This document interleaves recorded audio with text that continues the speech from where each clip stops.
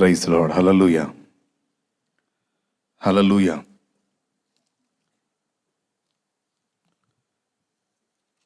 ప్రభు అయిన యేసుక్రీస్తు నామంలో మరి ఈ ప్రార్థన కూటమిలో లైవ్లోకి వచ్చి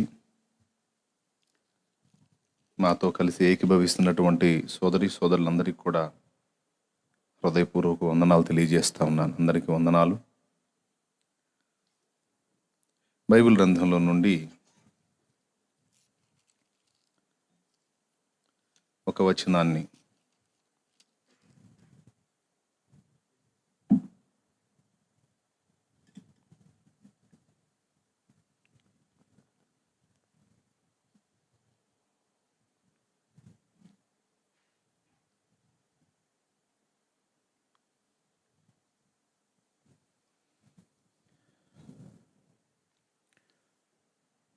అందరికీ కూడా హృదయపూర్వక వందనాలు తెలియజేస్తా ఉన్నాను. ఓకే కదా?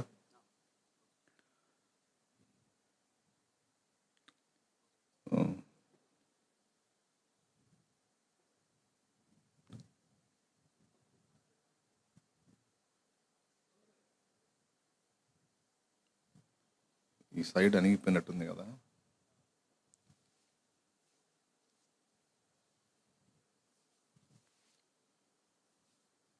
ఓకేనా?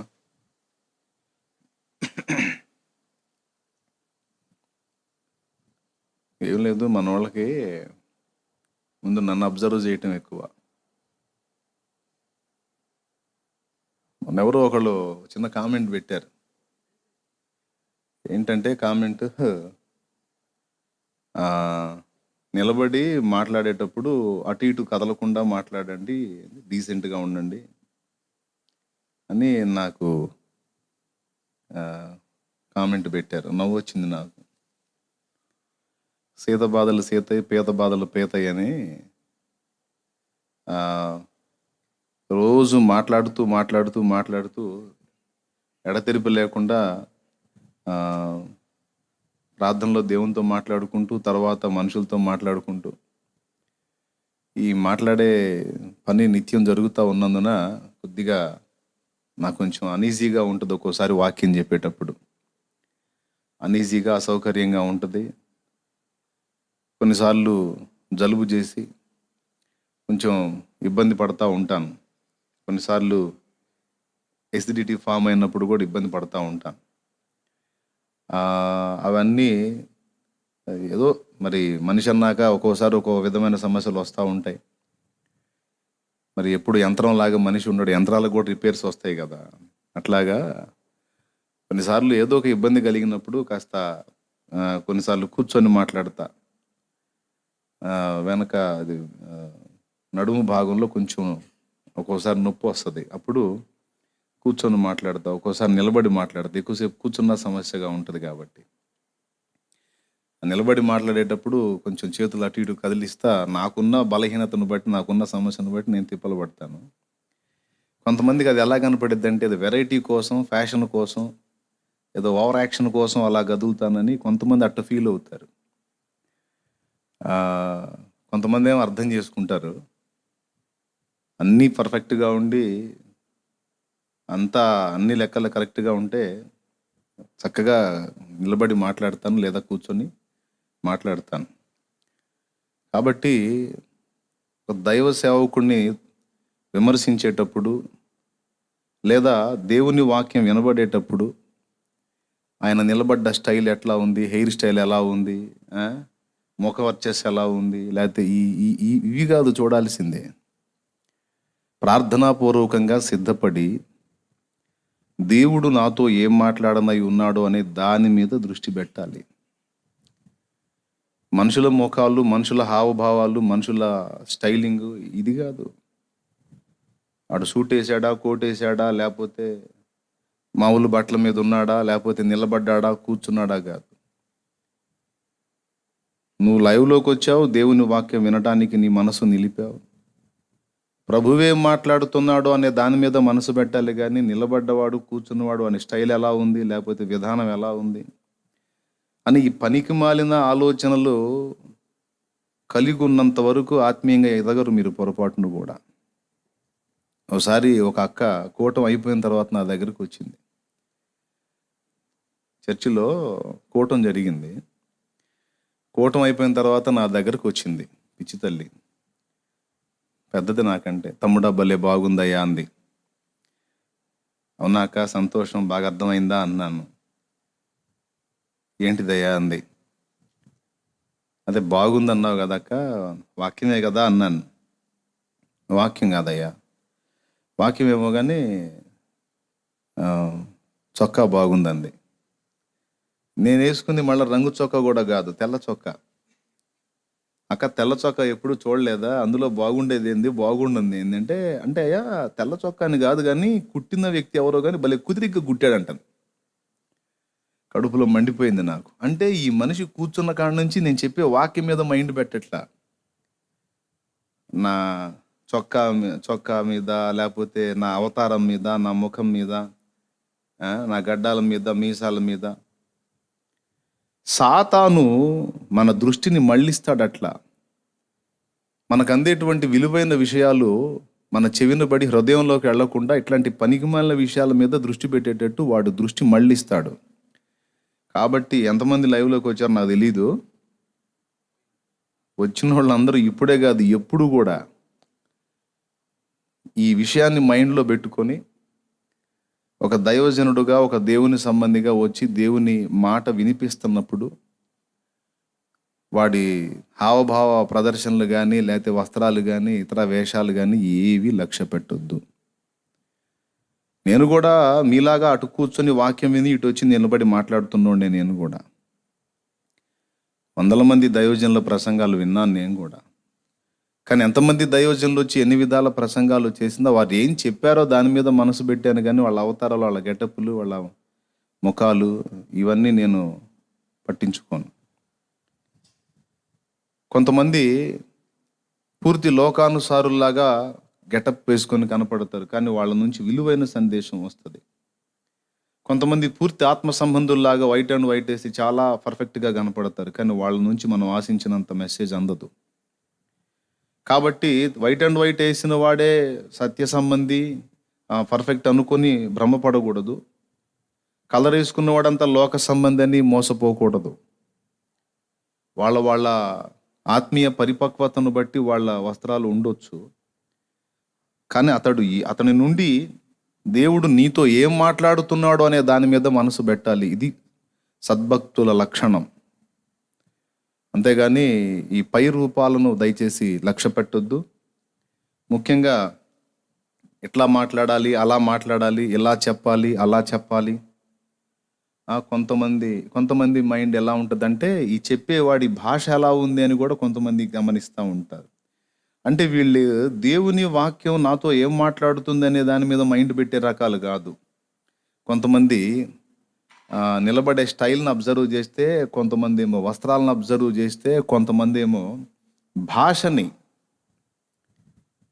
భాషను అబ్జర్వ్ చేసే. ఇట్లాంటి అంటే మొరటగా మాట్లాడుతున్నాడా, ఫ్యాషనైజ్డ్గా మాట్లాడుతున్నాడా, ఇంగ్లీష్ ఎక్కువ వాడుతున్నాడా, తెలుగు ఎక్కువ వాడుతున్నాడా, తెలుగులో ఏ పదాలు వాడుతున్నాడు. ఇదంతా సైతాను అసలు విషయం మైండ్లోకి వెళ్లకుండా దృష్టి మళ్లించడానికి పెట్టే శోధన. కాబట్టి దయచేసి దేవుని కొరకు సత్ప్రవర్తన కలిగి దేవుని క్రమంలో, క్రమశిక్షణలో ఎదగాలనుకునే వాళ్ళు ఎవరైనా ఈ విషయాలు మర్చిపోవద్దు. ఉపదేశించేటువంటి ఉపదేశకుని యొక్క స్థితిగతులు, వాని హెల్త్ నీకు తెలియదు, వాని ఆరోగ్య స్థితిగతులు నీకు తెలియదు. కాబట్టి ఆ వ్యక్తి భాష ఒకవేళ నీకు అసౌకర్యంగా ఒక్కోసారి అనిపించవచ్చు. కొన్నిసార్లు ఇప్పుడు చదువులేని వ్యక్తి ఉన్నాడు, మొరటుగా మాట్లాడవచ్చు, కానీ వాని నోట కొన్ని మాటలు, దేవుని మాటలు నీకు అందే అవకాశం ఉండొచ్చు. డిఎల్ మూడీ అనేటువంటి దైవజనుడు ఒకసారి దేవుని వాక్యం అందించాడట. ఆయన ఇంగ్లీష్లో వాక్యం అందించాడు. ఒక మంచి ఇంగ్లీష్ పండితుడు, బాగా ఇంగ్లీషు పండితుడు, మంచి వ్యాకరణం తెలిసినటువంటి వాడు ఆ ప్రసంగంలో ఉన్నాడు. అక్కడ వాక్యం వింటూ ఉన్నాడు. ప్రేయర్ అయిపోయిన తర్వాత ఆయన దగ్గరకు వచ్చి, మీరు వాక్యం చెప్పారు కానీ మీ ఇంగ్లీషు భాష అంతా కూడా శుద్ధ తప్పులతో ఉంది అన్నాడట. మీ భాష నేను అబ్జర్వ్ చేస్తూ ఉన్నాను, మీరు వాడిన పదాలు చాలా వరకు తప్పులు మాట్లాడుతూ ఉన్నారు, మీరు ఇంగ్లీష్ పొరపాటుగా వాడుతూ ఉన్నారు అని ఆయన అన్నాడు. అప్పుడు మూడీ గారు చెప్పాడు, డిఎల్ మూడీ గారు ఏం చెప్పాడంటే, అయ్యా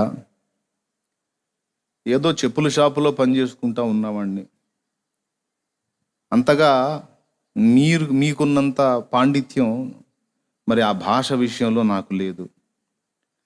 నాకున్న దానిలో, దేవుడు నాకు ఇచ్చిన దానిలో మరి ప్రకటించి అనేక మందికి క్రీస్తే నిజరక్షకుడని సాక్ష్యం ఇచ్చి దేవుని కృపను బట్టి ఎంతోమందిని సువార్త వెలుగులోనికి తీసుకొచ్చి అనేక మందిని రక్షించడానికి దేవుడు ఏదో ఈ మొరటవాడిని వాడుకుంటున్నాడు. మరి మీరు ఇంగ్లీషు అద్భుతమైన భాషా కోవిదులు కదా, భాషా పండితులు కదా, మరి ఇంత చక్కని భాషా పరిజ్ఞానం కలిగిన మీరు ఎంతమందిని రక్షణలోకి నడిపించారు అయ్యగారు అని అడిగారు. మళ్ళీ ఆ మాటతో చిన్నబుచ్చుకుంటాడేమో అని, ఒకవేళ రక్షించకపోతే మీరు ఎందుకు రక్షించడానికి ప్రయత్నం చేయకూడదు? కాస్త భాష తెలియని వాడిని, అన్ని తప్పులు మాట్లాడే ఇంగ్లీషు కలిగిన వాడిని నేనే ఇంతగా తిప్పలు పడి ప్రకటిస్తుంటే, అంత చక్కగా భాషా నైపుణ్యం కలిగిన తమరెందుకు దేవుని పని చేయకూడదు అయ్యగారు అని చిరునవ్వు నవ్వి అక్కడి నుండి వెళ్ళిపోయాడట. ఇంకా ఆయనకి సౌండ్ లేదు కాబట్టి ఏదో ఒకటి చూపించి విమర్శిద్దామని ఆ విమర్శల్లో తృప్తి వెదుక్కోవటం వెర్రితనం. విమర్శించటంలో ఎవరికెవరు తక్కువ కాదు, పిహెచ్డి పొంది ఉన్నాం. దేవునికి స్తోత్రం, హల్లెలూయా. కాబట్టి ఎవరైనా నన్ను విమర్శించేటప్పుడు కానీ, ఎవరైనా విమర్శించేటప్పుడు కానీ కొంచెం జాగ్రత్త మైండ్ దగ్గర పెట్టుకొని, మీరు చదవర్లు అయితే కావచ్చు, జ్ఞానవంతులు అయితే కావచ్చు, విద్యావేత్తలు అయితే కావచ్చు, మంచి డీసెంట్ పర్సన్స్ అయితే కావచ్చు గాక, మీకున్న విలువలన్నీ మీకుంటే ఉండొచ్చు, వాటిని తృణీకరించేది ఏం లేదు. కానీ మరి ఎంతమాత్రం దేవుని పని చేస్తున్నావు, ఎంతమాత్రం దేవుని కొరకు ఫలిస్తున్నావు అనేది నేను నిన్ను అడగాల్సి వస్తుంది. కాబట్టి జాగ్రత్త, వాక్యం జాగ్రత్తగా వింటారని నేను ఈ విషయాలన్నీ కూడా చెప్తున్నా. నా అవతారాన్ని ఇప్పుడే కదా, ఎప్పుడు లక్ష్య పెట్టద్దు. ఈరోజు చక్కగా కనబడే ముఖం రేపు చూస్తానే దాని షేపులు మారిపోతాయి. తాత్కాలికమైన దాని మీద ఎప్పుడు కూడా మనసు పెట్టకండి. కొంతమంది వాక్యం వినాలంటే వాళ్ళకి ముఖం శుభ్రంగా కనపడాలి, ముఖం చక్కగా నీట్గా కనబడితేనే వాళ్ళు వాక్యం వింటారు. వీళ్ళు కొంపదీసి పౌలు భక్తుడుగాను వచ్చి వాక్యం, ఏంట్రా అక్కడ తడవకోడు బాడేస్తున్నారు, మరి ఎవరన్నా వెళ్ళి చూడండి అక్కడ. రైట్.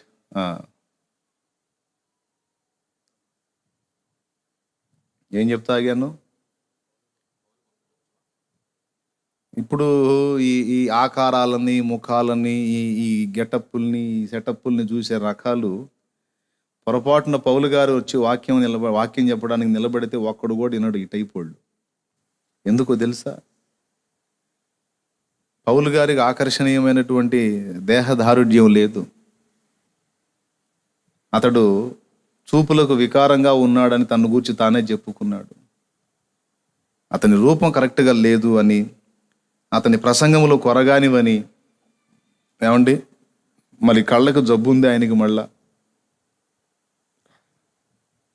బాగా టక్కు టై కట్టి సూటు బూటేసి అట్టహాస రెటమతంగా హడావుడిగా కనపడే పొజిషన్లో పౌలు కనపడడు.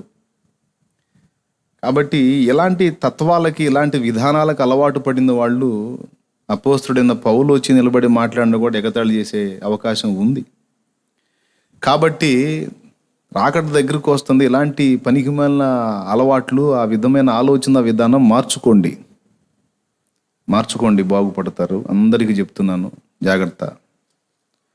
కొన్నిసార్లు వాడి ముఖం వికారంగా ఉండవచ్చు, కానీ వాని నుండి దేవుడు మనతో మాట్లాడవచ్చు. ఒకని ముఖం వికారంగా ఉండొచ్చు గాక. ఒకసారి ఓ దైవజనుడు చెప్పాడు, ఒక పెద్ద సభ జరుగుతుందట. సభ జరుగుతూ ఉంటే దైవ సేవకుడు రావటానికి లేట్ అయింది. ఒక వ్యక్తి వచ్చాడు అక్కడికి. మన లాగు వేసుకున్నాడు, పొడవాటి లాగు షర్టు వేసుకున్నాడు. అదంతా మురిగిగా ఉంది, తల చింపిరిగా ఉంది, నోటి నుండి జొల్లు గారుతా ఉంది. చూడటానికి చాలా అసహ్యంగా ఉన్నాడు. వాస్తవంగా అతను అందరూ పిచ్చోడనే అనుకున్నారు. వాస్తవంగా అతను అలానే ఉన్నాడు, పిచ్చివాడే. అతని వస్త్రాలు మురిగ్గా ఉన్నాయి, అతని నోటి నుండి జొల్లు కారుతా ఉంది, తల చింపిరిగా దుమ్ము కొట్టుకుపోయి ఉంది. అతను వచ్చాడు స్టేజీ దగ్గరికి. వచ్చి అంటాడు, నేను 2 మాటలు మాట్లాడతాను, నాకు సమయం ఇవ్వండి అని అడుగుతున్నాడు. అడుగుతుంటే వాళ్ళు తోలేస్తున్నారు. అరే పోరా బాబు, నువ్వెవరా నాయన, మేము ఆయన రావటం లేట్ అయ్యి మేము అల్లాడుతుంటే నీ గొడవ ఏందిరా బాబు, పోరా నాయన అని అతను నెట్టేస్తా ఉన్నారు. మళ్ళా వచ్చి అడుగుతున్నాడు, నేను 2 మాటలు చెప్తాను ప్రజలతో, ప్రభు గురించి 2 మాటలు చెప్తాను, నాకు సమయం ఇవ్వండి అని అడుగుతున్నాడు. 2-3 సార్లు, 4-5 సార్లు, 7-8 సార్లు అడిగాడు. ఈ మాటికి వచ్చి అడుగుతుంటే చూసేవాళ్ళు ఏమన్నారంటే విసిగిపోయి, అరే బాబు ఇవ్వండిరా నాయన, ఇవ్వండి, ఏదో 2 మాటలు వాడు తృప్తి కోసం చెప్పి వెళ్ళిపోతాను అంటున్నాడు కదా, ఏదో విందాం, చేసేది ఏముంది, తగలబెట్టండి, ఇవ్వండి అన్నారు. వీడెవడ్రా నాయన భలే వచ్చాడని ఇసుక్కుంటానే మైక్ ఇచ్చారు. ఆ మైక్ తీసుకున్న అతను మాట్లాడుతున్నాడు, మీ అందరికీ వందనాలు, నేను నా అవతారం చూస్తున్నారు మీరు, ఏం బాగలేదు కదా, నా జుట్టు చింపిరిగా ఉంది, మురికి బట్టుంది, నా వస్త్రాలు శుభ్రంగా లేవు, నా ముఖం వికారంగా ఉంది, నేను మలినంగా ఉన్నాను, నా నోటి వెంట మరి ఈ నీరు కారుతా ఉంది, నా శరీరం అంతా కూడా అసహ్యంగా ఉంది, ఆ సంగతి నాకు తెలుసు. అయితే మీకు ఒక సంగతి చెప్తాను, మీరు నన్ను చూస్తే ఖచ్చితంగా మీ హృదయాల్లో ఒక అసహ్యం ఉంటుంది, నాకు తెలుసు ఆ సంగతి, నేను కూడా నచ్చను, నేను కూడా అలానే ఉన్నాను. కానీ మీకు ఒక సంగతి తెలుసా, యేసయ్య నా కోసం కూడా ప్రాణం పెట్టాడు అన్నాడట. మీరు అసహించుకునే నా కోసం కూడా నా యేసయ్య ప్రాణం పెట్టాడు. అన్నీ బాగున్న మీకోసం మాత్రమే కాదు, తల చింపిరి అయిపోయి, ధూళి కొట్టుకుపోయి, వ్యాధిగ్రస్తుడన్నాయి, అసహ్యుడన్నాయి, హేయంగా ఉన్న నా కోసం కూడా ప్రభు ప్రాణం పెట్టాడు అనేసరికి ఆ కూర్చున్న వాళ్ళ హృదయాల్లో ఒక్కసారిగా బల్లెపు పోటు కూర్చున్నంత పని అయిందట. నోట మాట రాలేదు. ఇక అతను మాట్లాడుతున్నంతసేపు బిక్క చచ్చిపోయి అలాగనే విని పొడవబడిన వారై పశ్చాత్తపడి ఏడ్చి ప్రభుని క్షమాపణ వేడారట. నా ప్రియమైన సోదరులారా, ఇది మీకు ఎప్పటికీ గుర్తుండనివ్వండి. మనుషుల పైరూపాన్ని ఎప్పుడు చూడొద్దు. ఆకర్షణీయమైన ముఖాన్ని కలిగి ఉన్నారు వీళ్ళు అద్భుత ప్రసంగికులని మోసపోవద్దు. వీళ్ళ ముఖాలు వికారంగా ఉన్నాయి, వీళ్ళు కురూపులుగా ఉన్నారు, వీళ్ళు ఏదో మొరటి వాళ్ళు లాగా ఉన్నారు, వీళ్ళేం చెప్తారని ఎప్పుడు అనుకోవద్దు. దేవుని ప్రతినిధిగా, దైవ సేవకుడుగా నిలిచినటువంటి వ్యక్తిని కళ్ళ ముందుకు దేవుడు తీసుకొస్తే అసలు మొదట అతడి నుండి ఏం అందిస్తున్నాడో ఆ మాటని వినడానికి మనసు పెట్టండి. కానీ ఆ వ్యక్తుల యొక్క విధానాలు ఎప్పుడు, ఆ స్థితిగతులు, ఆ పై వేషాలు ఎప్పుడు కూడా మనస్కరించకూడదని నేను మీకు ఈ విషయం స్పష్టంగా అందిస్తా ఉన్నాను. మీరెంత చదువుకున్న వాళ్ళైనా అలాంటి ఆలోచన చేస్తే మిమ్మల్ని నేను బుద్ధిహీనులు అనవలసి వస్తుంది. Okay, right. ఇక ఇప్పటికే సమయం ఆలస్యమైంది, ఈరోజు నేను రావటం కొంచెం లేట్ అయింది. రండి దేవుని వాక్యాన్ని ధ్యానిద్దాం. బైబిల్ గ్రంథంలో నుండి అపోస్తలుల కార్యములు 26వ అధ్యాయము, అపోస్తలుల కార్యములు 26వ అధ్యాయము 19వ వచనము నేనే చదువుతున్నాను, చూడండి. కాబట్టి అగ్రిప్ప రాజా, ఆకాశము నుండి కలిగిన ఆ దర్శనమునకు నేను అవిధేయుడను కాక. మళ్ళీ చదువుతున్నాను. కాబట్టి అగ్రిప్ప రాజా, ఆకాశము నుండి కలిగిన ఆ దర్శనమునకు నేను అవిధేయుడను కాక. చిన్న మాట ప్రార్థన చేసుకుందాం, ఆ తర్వాత నేను మీకు మళ్ళీ చదివి వినిపిస్తాను. ప్రేమ కలిగిన మా మహాపరిశుద్ధ తండ్రి, ఘనుడవగు దేవా, నీకు వందనాలు. ఈ ప్రత్యేక సమయంలో మమ్మల్ని అందరినీ ఇలా సమకూర్చి నీ మాటల చేత మమ్మల్ని సంధించుట నీ చిత్తమై ఉన్నది. నా ప్రభువా, ఇంతవరకు నీ బిడ్డలకు అందించినటువంటి ఆ సమాచారం వారి హృదయాల్లో స్థిరపరిచి నీ భయము కలిగి సేవకుల ఎదుట ప్రవర్తించడానికి నేర్పించండి తండ్రి. నీకు వందనాలు చెల్లిస్తా ఉన్నాను. నా ప్రభువా, నీ బిడ్డలకు నీ కృప తోడుగా ఉంచు, నాకు తోడుగా ఉంచు. మేము అందరము విని నేర్చుకున్నట్లు ఈరోజు నీవు మాతో మాట్లాడు. నా ప్రభువా, మేము ఏకీభవించి ప్రార్థన చేస్తున్నామయ్యా. ఇద్దరు ఏకీభవించి నన్ను అడిగితే నేను ఖచ్చితంగా ఇస్తానన్నావు కదా. నీ వాక్కు కావాలి ప్రభువా మాకు. నీ వాక్కు కోసం మేమందరం అనేకులముగా ఏకీభవించి ప్రార్థన చేస్తున్నాం. స్పష్టమైన నీ వాక్కు మాకు ప్రత్యక్షపరిచి మా మనోనేత్రాలు బాగుగా వెలిగించి నీవే నా ప్రభువా మా భవిష్యత్ కార్యాచరణ విషయమే మాకు బోధించుమని. నా ప్రభువా, నీ మాట వెల్లడైతేనే మాకు వెలుగు కలుగుతుంది తండ్రి. దయచేసి కృప చూపండి, మాతో మాట్లాడండి. ఉపదేశాన్ని అడ్డగింపజూసే దురాత్మ అంధకార శక్తుల ప్రభావమును నజరేయుడైన యేసు నామములో బంధిస్తున్నాం. నీ కాపుదల ఉంచి నీవే నీ సన్నిధితో ప్రత్యక్షమై మా అందరితో మాట్లాడి నీ నామానికి మహిమ తెచ్చుకోమని, మా హృదయాలను మండించి మా ఆత్మీయ జీవితాలను ఫలభరితంగా మార్చమని యేసు నామమున ప్రార్థించి విశ్వాసమును బట్టి స్వతంత్రించుకుంటున్నాం తండ్రి. ఆమేన్, ఆమేన్. ప్రభునందు అదే చెప్పింది ప్రభునందు ప్రియులారా. ఇక నేను ముందే చెప్పాను, ఇంకా పనికి మాలిన ఆలోచనలు ఏవి చేయకుండా జాగ్రత్తగా నేను చెప్పే అంశం మీద మైండ్ పెట్టండి. అందరూ కూడా జాగ్రత్తగా వినండి. ఇక్కడ కూర్చున్న వాళ్ళు, లైవ్లో ఉన్నవాళ్ళు కూడా జాగ్రత్తగా వినండి.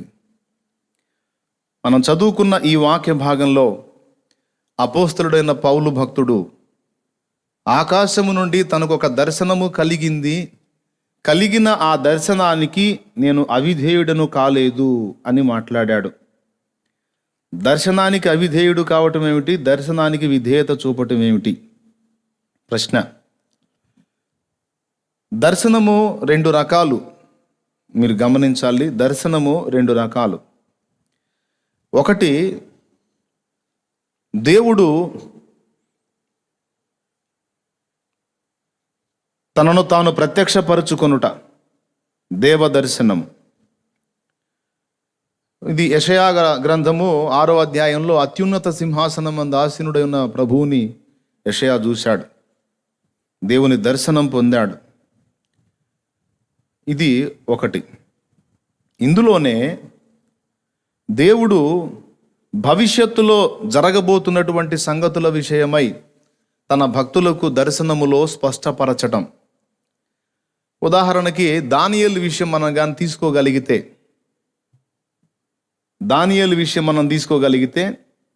దానియేలుకి భవిష్యత్తులో ఇశ్రాయేలుకి ఏం జరగబోతుందో, మరి మెస్సియాను గూర్చినటువంటి సంగతి, వీటన్నిటిని గూర్చిన దర్శనాలు దేవుడు దానియేలుకి ఇచ్చాడు. వాటి అర్థాలు ఏమిటో తెలుసుకోవడానికి దానియేలు మరలా ప్రార్థన చేయటం, దేవుడు గాబ్రియేలు ద్వారా వాటి వివరణలు తెలియజేయటం, ఇదంతా మనకి తెలుసు. అంటే దేవ దర్శనం, దేవుడు భవిష్యత్తులో జరిగించబోతున్నటువంటి కార్యాలను గూర్చిన దర్శనం. ఇది రెండుగా రాసుకోవచ్చు, లేదా ఒకదానిలోనే రాసుకోవచ్చు, మీ ఇష్టం. ఇక రెండవది వచ్చేటప్పటికి, వ్యక్తిగతంగా మనల్ని దేవుడు పిలిచి తన పని కొరకు మనల్ని నియమించి మనం ఏమి చెయ్యాలో మనకు స్పష్టపరచటం. ఇది రెండవ దర్శనం. లేక మీరు ముందు చెప్పిన రెండుగా తీసుకుంటే ఇది మూడవ దాని కింద రాసుకోవచ్చు. మొట్టమొదటిది దేవుని ప్రభావ ప్రత్యక్షత. ఇది యెహెజ్కేలు చూశాడు, యెషయా చూశాడు. మరి దానియేలు కూడా సింహాసనమందు మహావృతుడైన వాడు కూర్చున్నాడని 7వ దానియేలు కూడా దేవదర్శనం గురించినటువంటి విషయాలు రాశాడు. ఇది దేవుని స్వరూప దర్శనము ఒకటి. రెండవది, దానియేలుకి భవిష్యత్తులో జరగబోతున్నటువంటి సంభవాల విషయమై దర్శనమందు స్పష్టపరచుట. ఇది 2. మూడవది, దేవుడు దర్శనమిచ్చి తాను ఆ వ్యక్తికి ఎవరికైతే దర్శనం ఇచ్చాడో ఆ వ్యక్తి పట్ల ఏ ప్రణాళిక కలిగి ఉన్నాడో ఆ ప్రణాళికను ఆ వ్యక్తికి స్పష్టపరచటం. ఇది 3వ రకం. ఇది మీకు ఈజీగా అర్థం కావడానికి పాత నిబంధనలోను నూతన నిబంధనలోను కూడా మనకి రుజువులు ఉన్నాయి. మరి పాత నిబంధనలో మండుచున్న పొదలో మోషేను దర్శించాడు. మండుచున్న పొదలో ప్రత్యక్షమై మోషేని దర్శించి మోషే పట్ల తనకున్న ప్రణాళిక ఏమిటో దేవుడు స్పష్టపరిచి మోషేని ఇశ్రాయేలు విమోచన కార్యానికి కార్యోన్ముఖుని చేసి పంపుతాడు. ఓకే, ఇది పాత నిబంధనలో. నూతన నిబంధనలో మరి దమస్కు మార్గంలో ప్రయాణం చేస్తూ ఉన్న సౌలు అనబడిన పౌలుకి దేవుడు తన దర్శనాన్ని ప్రత్యక్షపరుస్తాడు. తను దర్శిస్తాడు. దర్శించి ఆయనతో మాట్లాడుతాడు. ఏం మాట్లాడుతాడు అంటే మనకు తెలిసి అపోస్తుల కార్యం 9వ అధ్యాయంలోను 22వ అధ్యాయంలోనూ 2 మాటలు చెప్తాడు. 9వ అధ్యాయంలో నన్ను ఎందుకు హింసించుచున్నావు అనే మాట అడుగుతాడు. అలాగే 22వ అధ్యాయంలో పౌలు మళ్ళా తన సాక్ష్యాన్ని చెబుతూ ప్రస్తావించినప్పుడు మరికొంత వివరణ ఇస్తాడు. అయితే ఆ 2 చోట్లే కాకుండా మనమేమనుకుంటామంటే ఆ 2 చోట్ల చదివి ఇంతే ప్రభు ఆయనతో మాట్లాడింది అనుకుంటాం. కానీ ఆయనకు కలిగిన ఈ దర్శనము 2 చోట్ల కాదు 3 చోట్ల వ్రాయబడింది. మొట్టమొదట 9లో అపోస్తల కార్యం 9:5లో వ్రాయబడింది. తర్వాత 22వ అధ్యాయంలో వ్రాయబడింది. తర్వాత 26వ అధ్యాయంలో ఇంకా క్లియర్గా వ్రాయబడింది. ఇప్పుడు దర్శనం అంటే ఏదో ఒక విషయం చూపించడం. తనకు దేవుడు ఏదైతే చూపించాడో, తనకు దేవుడు ఏదైతే తెలియచేశాడో, దేవుడు పౌలుని దర్శించి పౌలుకు కొన్ని విషయాలు తెలియజేశాడు, మాట్లాడాడు. దర్శనంలో కనపడ్డది పౌలు చేయాల్సిన పనులు కాదు. ఆ పనులను చెప్పడానికి దేవుడు ప్రత్యక్షత ఇచ్చాడు. దేవుడే కనపడ్డాడు, ప్రభు కనపడ్డాడు. కనబడి తాను ఏమి చెయ్యాలో ఆ సంగతులు బోధించాడు. కాబట్టి దర్శనమునకు అవిధేయుడను గాక అంటే ప్రభువు నన్ను దర్శించి నాకు చెప్పిన పనుల విషయమై నేను అవిధేయత చూపకుండా నేను లోబడి ఆ పనులు చేస్తున్నాను అనే విషయం పౌలు ఇక్కడ స్పష్టపరుస్తున్నాడు. ఇంతకీ ప్రభు అతనికి కనబడి ఏం మాట్లాడాడో చూద్దాం. చూడండి 26వ అధ్యాయము 13వ వచనం నుంచి. రాజా, మధ్యాహ్నమందు నా చుట్టూను నాతో కూడా వచ్చిన వారి చుట్టూను ఆకాశము నుండి సూర్య తేజస్సు కంటే మిక్కిలి ప్రకాశమానమైన ఒక వెలుగు త్రోవలో ప్రకాశించుట చూచి తిని. చాలా జాగ్రత్తగా వినండి, ఈ అంశం మిస్ కావద్దు, అందరికీ ఉపయోగపడింది. మేమందరమును నేలన పడినప్పుడు సౌలా సౌలా నన్నెందుకు హింసించుచున్నావు? మునికోలలకు ఎదురు తన్నుట నీకు కష్టమని హెబ్రీ భాషలో ఒక స్వరము నాతో పలుకుట వింటిని. అప్పుడు నేను, ప్రభువా నీవు ఎవడవని అడుగగా ప్రభువు, నేను నీవు హింసించుచున్న యేసును, నీవు నన్ను చూచి ఉన్న సంగతిని గూర్చియు నేను నీకు కనబడబోవు సంగతిని గూర్చియు నిన్ను పరిచారకునిగాను సాక్షినిగాను నియమించుటకై కనబడి ఉన్నాను. దేవునికి స్తోత్రం కలుగునుగాక. ఏమై ఉన్నాడట? కనబడి ఉన్నాను. మిగిలిన 2 సందర్భాల్లో ఈ విషయాలు మనకి వ్రాయబడవు. తర్వాత చూద్దాం. నీవు లేచి నీ పాదములు మోపి నిలువుము, నేను ఈ ప్రజల వలనను అన్యజనుల వలనను హాని కలగకుండా నిన్ను కాపాడెదను. వారు చీకటిలో నుండి వెలుగులోనికిని సాతాను అధికారము నుండి దేవుని వైపుకును తిరిగి నా యందలి విశ్వాసము చేత పాపక్షమాపణను పరిశుద్ధపరచబడిన వారిలో స్వాస్థ్యమును పొందునట్లు వారి కన్నులు తెరుచుటకై నేను నిన్ను వారి యొద్దకు పంపెదనని చెప్పాను. ఇది పౌలు యొక్క దర్శనం. పౌలుకు దేవుడు ఏర్పరిచిన గురి, పౌలుకు దేవుడిచ్చిన ఒక లక్ష్యం. ఈ మాట నేను ఎందుకు మీకు చదివి వినిపించాను అంటే, యేసు ప్రభునందు విశ్వాసం ఉంచి రక్షణ పొంది దేవుని మార్గంలో ప్రయాణం చేసి నిజంగా దేవుణ్ణి ఒకడు కలుసుకున్నట్లయితే ఖచ్చితంగా ఆ వ్యక్తికి దేవుడు ఆ వ్యక్తి పట్ల తనకి ఏ చిత్తం ఉన్నదో దాన్ని ఖచ్చితంగా స్పష్టపరుస్తాడు. అయ్యగారు, షాలేంరాజు అయ్యగారు, నన్ను దేవుడు దర్శించాడండి, మారు మనసు పొందు, బాప్తిస్మం పొందు, ఇక ప్రశాంతంగా బ్రతుకున్నాయనా, ఇక నువ్వేం చేయాల్సిన అవసరం లేదు అని నాకు దేవుడు చెప్పాడు అని ఎవరైనా అంటే దాన్ని నేను ఒప్పుకోను. ఎందుకు ఒప్పుకోవు అని మీరు నన్ను అడిగితే, నిజంగా ఆ మాట ఒకవేళ పొరపాటును నువ్వు నాకు కానీ చెబితే నేను ఒకటి అంటాను, ఏంటంటే అసలు నువ్వు ఇంకా దేవుణ్ణి కలుసుకోలేదు, దేవుడు నిన్ను సరిగా కలుసుకోలేదు అని నేను చెప్తాను. ఎందుకంటే నిజంగా ఒకడు మారు మనసు పొంది రక్షణ పొంది దేవునికి సమీపస్తుడుగా నడుచుకోవటం మొదలు పెడితే, దేవుణ్ణి కలుసుకుంటే ఖచ్చితంగా ఆ వ్యక్తికి దేవుడు తన దర్శనాన్ని ఇచ్చి ఆ వ్యక్తి పట్ల తన చిత్తం ఏమిటో ఖచ్చితంగా స్పష్టపరుస్తాడు. యేసు ప్రభునందు విశ్వాసం ఉంచి ఆయన మార్గంలో నడుస్తున్న ప్రతి ఒక్కరికి దర్శనము కలిగిన జీవితం ఉండాలి. ఇది పాఠంలోని మొదటి సంగతి.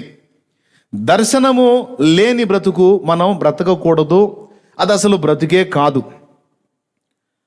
ఒక దర్శనము, ఒక గురి, ఒక లక్ష్యము ఖచ్చితంగా మనకి ఇవ్వబడింది ప్రియులారా. నాకు అది ఇవ్వబడలేదు అంటే నేను అంటాను, నువ్వు దేవుణ్ణి కలుసుకోలేదు. ఒకవేళ దేవుడు నిన్ను దర్శించినా నువ్వు అది పట్టించుకోలేదు, నువ్వు దానికి అవిధేయత చూపావు అని నేను అనాల్సి వచ్చింది నిన్ను. ఎందుకంటే కొంతమంది దేవుడు వారికి కొంత దర్శనం ఇచ్చినా, కొంత పని చేయడానికి వాళ్ళకి భారం ఇచ్చినా, గురి ఇచ్చినా, లక్ష్యం ఇచ్చినా, వాళ్ళు అవిధేయులైన వాళ్ళు కొంతమంది ఉన్నారు కాబట్టే పౌలు ఈ మాట అన్నాడు. కొంతమంది అట్లా అవిధేయులైపోయారు, కానీ దేవుడు నాకు ఇచ్చిన దర్శనమునకు నేను అవిధేయుడను కాలేదు. దేవునికి స్తోత్రం కలుగును గాక. నేను అవిధేయుడను కాక అన్నాడు అంటే కొంతమంది అవిధేయులైన వాళ్ళు ఉన్నారు. దేవుడు తన పని కొరకు వాళ్ళని పిలిచాడు, వాళ్ళకు కొంత సామర్థ్యం ఇచ్చాడు, వాళ్ళ విషయంలో కొంత బాధ్యత వాళ్ళ భుజాల మీద దేవుడు మోపాడు. కొందరైతే అసలు దాన్ని పట్టించుకోలేదు, కొందరైతే వారికి వచ్చిన దేవుని దర్శనాన్ని నిర్లక్ష్యం చేశారు, కొంతమంది అయితే కొంతవరకు చేసి మళ్ళా వెనక్కి తిరిగారు. కొందరేమో అసలు పట్టించుకోలేదు, కొందరేమో నిర్లక్ష్యపరిచారు తెలిసి కూడా, కొందరేమో కొంత చేసి మళ్ళా వెనక్కి వెళ్ళిపోయినటువంటి చరిత్రలోకి ఉన్నారు. ఈ ముగ్గురు కూడా అవిధేయుల లెక్కలోకి వస్తారు. కానీ పౌలు మహనీయుడు అన్నాడు, దేవుడు నాకు ఇచ్చినటువంటి ఆ దర్శనమునకు, ఆ దర్శనములో కనబడి ఆయన నాకు ఆజ్ఞాపించిన సంగతులకు నేను అవిధేయుడను కాలేదు, వెంటనే కార్యాచరణ మొదలు పెట్టానన్నాడు. ప్రభువుకు స్తోత్రం చెప్తాం ఒకసారి గట్టిగా. ప్రతి భక్తునికి ఖచ్చితంగా ఒక దర్శనము దేవుడు ఇస్తాడు ప్రియులారా. దర్శనము లేని జీవితం ఎవరికి ఉంటుందో వాళ్ళు సరిగా దేవుణ్ణి కలుసుకోలేదని నా అభిప్రాయం. నిజంగా దేవుణ్ణి ఖచ్చితంగా కలుసుకున్నట్లయితే ఏదో ఒక విషయంలో వాళ్ళకి భారం పెడతాడు దేవుడు. అందరినీ పాస్టర్లు అయిపోమని కాదు, ఒక్కొక్కళ్ళని ఒక్కొక్క విధంగా తన పిల్లల రక్షణ కొరకు, తన మహిమ కొరకు వాడుకొనుట ప్రభు చిత్తమై ఉన్నది. దేవా, నన్ను పిలిచావు, మారు మనసుకు నన్ను ప్రేరేపించావు, పాపక్షమాపణ నిమిత్తమై బాప్తిస్మం ఇచ్చి నా పాపాలన్నీ కడిగేశావు. ప్రభువా, నేను పరిశుద్ధపరచబడ్డాను, మరిక నేను నీకు ఏ విధంగా ఉపయోగపడగలుగుతాను తండ్రి? ఇంతవరకేనా, లేకపోతే ఇంకా నేనేమైనా చెయ్యాలా అనే ప్రశ్న తప్పకుండా నువ్వు అడుగుతావు. అడిగినప్పుడు ఇంక నువ్వేం చేసే పని లేదు అని దేవుడు అనడు. ఎందుకంటే మనకు కొన్ని బాధ్యతలు ఆయన అప్పచెప్పాడు. అయ్యా, మరి ఇంకా నేను నీ కొరకు ఏమి చేయాలన్న ప్రశ్న వేశావు కదా, నువ్వు ఏదైనా చేయాలి అంటే మొట్టమొదట నా పరిశుద్ధాత్మ అభిషేకం కొరకు ముందు ప్రార్థన చేయి, పైనుండి శక్తి కొరకు ప్రార్థన చేయి, ఆ శక్తి పొందుకో, నేను నీకు స్పష్టపరుస్తా, నేను నిన్ను నన్ను వాడుకోమని అడిగావు కదా, వాడుకుంటాను నాయన. దానికి ముందు ఇదిగో పైనుండి శక్తి పంపుతాను, పొందుకో అని పరిశుద్ధాత్మతో నింపుతాడు. ఆ శక్తితో నింపి, బాగా గమనించాలి, ఆ శక్తితో నింపి అప్పుడు ఆయన పని కొరకు మనల్ని, ఎవరెవరిని దేని కొరకు నియమించాడో ఆ పని కొరకు ఇక మనల్ని ముందుకు తీసుకెళ్ళడానికి దేవుడు ఆసక్తి చూపుతాడు. కానీ ఎక్కువ శాతం మంది, యేసు ప్రభువుని నమ్ముకున్న వాళ్ళల్లో 100లో దాదాపు 70% మంది మారు మనసు పొందుట, బాప్తిస్మం పొందుట అన్న రెండవ మెట్టు దగ్గరే ఆగిపోయారు. కానీ దేవుని పరిశుద్ధాత్మ శక్తి పొందుకొని దేవునికి సాక్షి అయి ఉండునట్లుగా నేను ఏమి చేయవలసి ఉన్నది ప్రభువా అని అడిగి ఆయన దగ్గర ఒక దర్శనం పొందుకున్న వాళ్ళు తక్కువ మంది ఉన్నారు. ఈరోజు ఈ లైవ్లోకి వచ్చి వీక్షిస్తున్న వాళ్ళు కావచ్చు, తరువాత చూసేవాళ్ళు కావచ్చు, అందరూ కూడా దయచేసి ఈ మాటల్ని మనస్కరించండి. నిన్ను దేవుడు ఒట్టిగా రక్షించి వదిలేయటం కాదు, నీ విషయంలో దేవునికి ఒక ప్రణాళిక ఉంటుంది. కొంతమంది విషయంలో వాళ్ళు కాపరులుగా ఎదిగి మరి సంఘాన్ని కాసేటువంటి పనిలో ఉండునట్లు దేవుని ప్రణాళిక అయి ఉండవచ్చు. కొంతమందికి సంఘం అప్పగింపబడదు, కానీ సువార్థికులుగా వాళ్ళు సంచరించి ప్రకటించే బాధ్యత అప్పగింపబడి ఉండవచ్చు. కొంతమందికి ఒకవేళ దేవుడు ఆశించిన కొలతలో వాళ్ళలో ఉంటే అపోస్తలిక పనికి వాళ్ళని దేవుడు పిలిచి ఉండవచ్చు. కొంతమందికి ఉపకారములు సంఘములో ఉండి మరి ఆత్మీయ నాయకుని చేతి కింద నమ్మకమైన పరిచారకులై ఉండి మరి వచ్చినటువంటి ప్రజలకు ఉపకారము చేసేటువంటి పరిచర్య వాళ్ళకి అప్పగింపబడి ఉండొచ్చు. ఆ పనికి కొంతమందిని దేవుడు ఏర్పరచుకొని ఉండొచ్చు. కొంతమందికి పై విచారణ చేసేటువంటి బాధ్యతను అప్పచెప్తూ ఉండొచ్చు. అంటే ఒక సంఘ క్రమం నడుస్తున్నప్పుడు మొత్తం టోటల్ పై విచారణ, అసలు ఏం జరుగుతుంది ఏంటనే పై విచారణ, ఆ సామర్థ్యం ఇచ్చి ఆ పని కొరకు నిన్ను వాడుకోవచ్చు. మరికొంతమందికి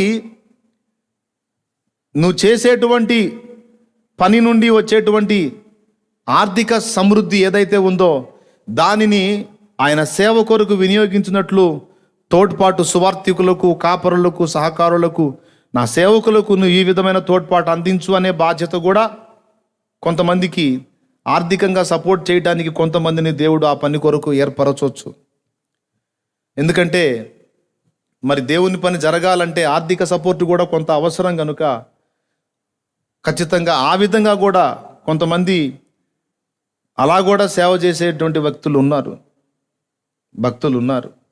కొంతమంది ఏమో కష్టించి పనిచేసి ధనార్జన జరిగిస్తే ఆ వచ్చిన ధనార్జనలో తన కడుపు నింపుకుంటూ మిగిలినదంతా మరి దేవుని పరిచర్య కొరకు, నశించిపోతున్న ఆత్మల రక్షణ కొరకు వాడబడినట్లుగా దేవుడు ఆ విధంగా కూడా కొంతమందిని ఏర్పరచుకొని అలా వాడుకుంటున్న వాళ్ళు చాలామంది ఉన్నారు. అట్లాగా దేవుణ్ణి కలుసుకున్న నీకు ఏదో ఒక విధంగా, ఏదో ఒక కోణంలో నిన్ను వాడుకోవడానికి దేవుడు ఎప్పుడూ సిద్ధంగా ఉంటాడు. అయితే ఆ విషయాన్ని గుర్తెరిగి, దేవా నా పట్ల నీకున్న ప్రణాళిక ఏమిటి, నాకు అది స్పష్టపరచయ్యా అని మనం దేవుని ముందుకు రావాల్సి ఉన్నది. వచ్చినప్పుడు తప్పకుండా దేవుడు తన చిత్తం ఏమిటో మనకి దర్శనం ఇస్తాడు, లేకపోతే దర్శనం ముందు ఆయన మనకు స్పష్టపరుస్తాడు, లేదా నీలో ఉన్న పరిశుద్ధాత్మ నిన్ను ప్రేరేపిస్తూ ఉంటాడు. నిన్ను పనికి పిలిచిన దేవుడు దానికి కావాల్సిన సామర్థ్యాన్ని తప్పనిసరిగా నీకు అనుగ్రహిస్తాడు. అయితే చాలామంది అడగరు దేవుణ్ణి, అడిగితే పిలుస్తాడేమో, పిలిస్తే అన్ని వదిలిపెట్టి పోవాల్సి వచ్చిద్దేమో అన్న భయం. నువ్వు స్త్రీవి కావచ్చు, పురుషుడవి కావచ్చు, ఎవరెవరిని ఎక్కడ, ఎలా, ఎప్పుడు, ఎందుకు వాడుకోవాలో ఆయనకు తెలుసు. అయితే మనము చేయాల్సింది ఏంటంటే ఆయనకు అందుబాటులోకి రావాలి. దేవా నా పట్ల నీకున్న ఉద్దేశం ఏమిటి, చిత్తం ఏమిటి, ప్రణాళిక ఏమిటి, అసలు నన్ను ఎందుకు పుట్టించావో, ఎందుకు ఇంతవరకు బతికించావో, ఎందుకు రక్షించావు, నా ద్వారా ఈ భూమి మీద ఏ ఉపయోగం ఉన్నది ప్రభువా, ఏం చేయాలి నేను, నాకు కృప చూపు నాయనా, నాకు స్పష్టపరచు నాయనా అని నీవు కనిపెట్టినప్పుడు తప్పకుండా నీకు ఆయన మాట్లాడతాడు. ఇంకా చెప్పాలంటే కొంతమంది కనిపెట్టక మునిపే తన చిత్తాన్ని వాళ్లకు స్పష్టపరిచినటువంటి వ్యక్తులు, భక్తులు కూడా కొంతమంది ఉన్నారు. వాళ్ళల్లో పౌలు ఒకడు. పౌలు మారు మనసు పొంది ఉపవాసం ఉండే కనిపెట్టలా. పౌలుకు ముందే స్పష్టపరిచాడు. ఏమన్నా చూడండి, ఇక్కడ ఆ దర్శనమందు కనబడి ఏమని మాట్లాడుతున్నాడు? నేను ఈ ప్రజల వలనను అన్యజనుల వలనను హాని కలుగకుండా నిన్ను కాపాడేదను. 26:18 5వ లైన్ చదువుతున్నాను చూడండి. వారు చీకట్లో నుండి వెలుగులోనికి, సాతాను అధికారం నుండి దేవుని వైపుకును తిరిగి నా యందలి విశ్వాసము చేత పాపక్షమాపణను పరిశుద్ధపరచబడిన వారిలో స్వాస్థ్యమును పొందినట్లు వారి కన్నులు తెరచుటకాయి నేను నిన్ను వారి యొద్దకు పంపేదనని చెప్పాను. కాబట్టి అగ్రిపరాజా, ఆకాశము నుండి కలిగిన ఆ దర్శనమునకు నేను అవిధేయుడను కాక మొదట దమస్కులోని వారికిని, యెరూషలేములోను యూదయ దేశమంతటను తరువాత అన్యజనులకును వారు మారు మనసు పొంది దేవుని తట్టు తిరిగి మారు మనసునకు తగిన క్రియలు చేయవలనని ప్రకటించుచుంటినే. నాకు దేవుడు ఒక భారం పెట్టాడు, ఒక గురినిచ్చాడు, ఒక బాధ్యతనిచ్చాడు, ఒక దర్శనం ఉందయ్యా నాకు.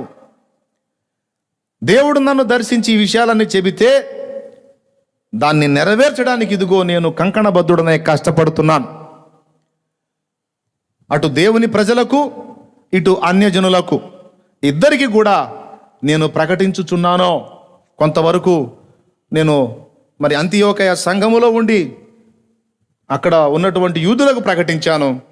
తరువాత మరి పెద్దలు పరిశుద్ధులు మా మీద చేతులుంచి అన్యజనుల రక్షణ కొరకు మమ్మల్ని పంపినప్పుడు ఆ పని మీద ఇదిగో సంచరించుచు మరి అట్లా కూడా అన్యజనులకు ప్రకటించుచు ఉన్నాను అని తన పట్ల ప్రభువుకున్నటువంటి ఆలోచన ఏమిటి, పౌలు ద్వారా దేవుడు ఏమేమి కార్యాలు నెరవేర్చాలనుకున్నాడో ఆ సంగతులు కొన్నింటిని ఇక్కడ మనకి పౌలు స్పష్టపరుస్తున్నాడు.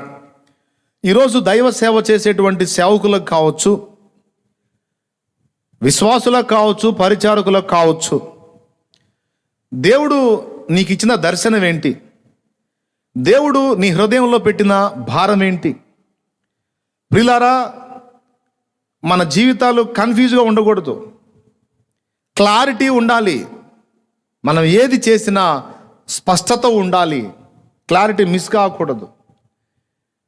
అర్థమైందా? నన్ను దేవుడు ఈ పనికి నియమించాడు అనే విషయం నీకు స్పష్టమైన అవగాహన ఉండాలి. ఎప్పుడైతే ఆ విషయంలో నీకు స్పష్టత ఉంటుందో, నీకంటూ ఒక దర్శనం ఉంటుందో, దాన్ని నెరవేర్చడానికి ఆసక్తి కావాలి. రెండవది, ఆసక్తి చూపేదానికి కొంతమందికి అవకాశం ఉంటుంది, కొంతమంది దాన్ని వదిలేస్తారు, అవిధేయులు అవుతారు.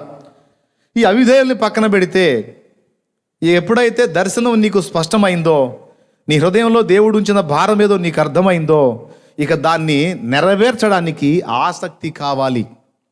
కొంతమందికి దర్శనం ఉంటుంది స్పష్టంగా, కానీ ఆసక్తి ఉండదు. కొంతమందికి దేవుని కొరకు చేయాలన్న ఆసక్తి ఉంటుంది, కానీ స్పష్టమైన దర్శనం ఉండదు. ఇది మళ్ళీ చెప్తాను, గుర్తుపెట్టుకోండి. ప్రభుకు ఒకసారి స్తోత్రం చెప్తారా? హల్లెలూయా.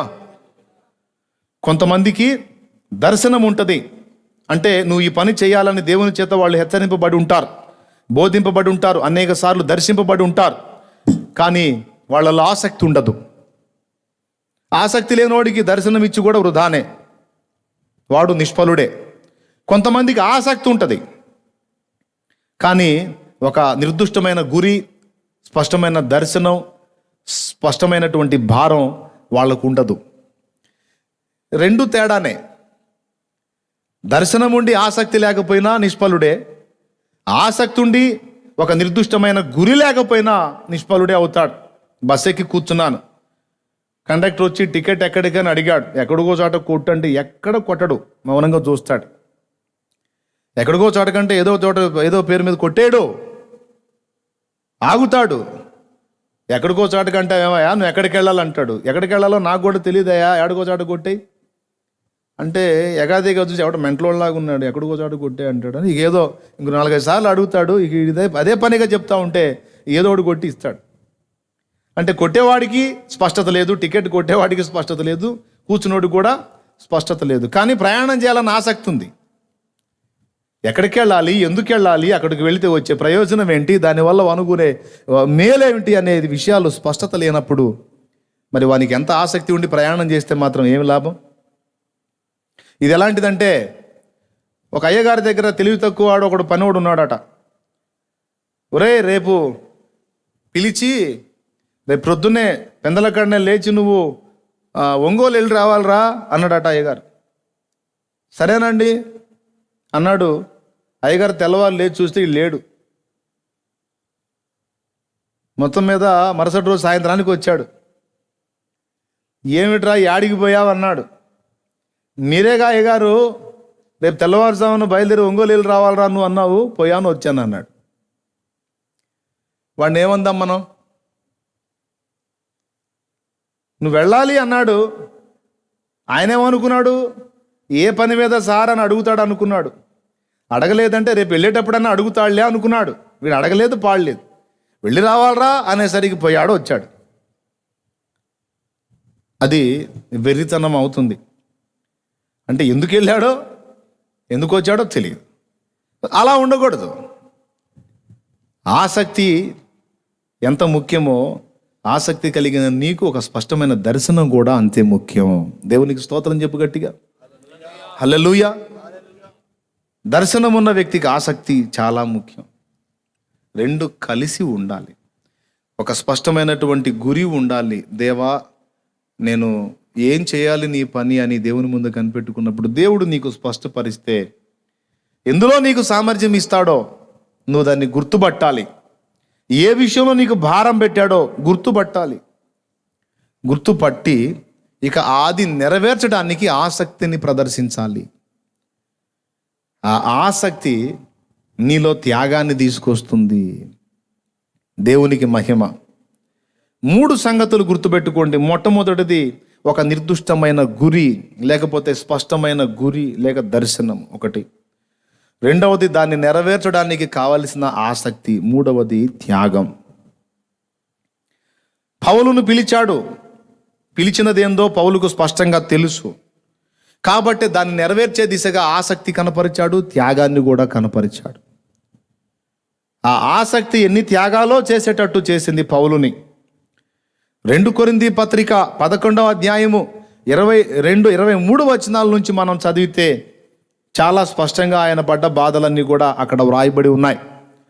2 కొరింథీ పత్రిక 11వ అధ్యాయము 23వ వచనం నుంచి, వారు హెబ్రీయుల, నేనును హెబ్రీయుడనే, వారు ఇశ్రాయేలీయుల, నేనును ఇశ్రాయేలుడనే, వారు అబ్రహాము సంతానమా, నేనును అట్టివాడనే, వారు క్రీస్తు పరిచారకుల, వెర్రివాని వలె మాట్లాడుచున్నాను. నేనును మరి ఎక్కువగా క్రీస్తు పరిచారకుడును, మరి విశేషముగా ప్రయాసపడితిని, మరి అనేక పర్యాయములు చెరసాలలో ఉంటిని, అపరిమితముగా దెబ్బలు తింటిని, అనేక మారులు ప్రాణాపాయములలో ఉంటిని. దేవుని చిత్తము, దేవుని సంకల్పము, దేవుడిచ్చిన దర్శనము నెరవేర్చడం కోసము ఆయన కలిగి ఉన్న ఆసక్తి ఫలితంగా వచ్చినటువంటి త్యాగం.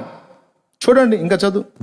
యూదుల చేత 5 మార్లు 1 తక్కువ 40 దెబ్బలు తింటిని.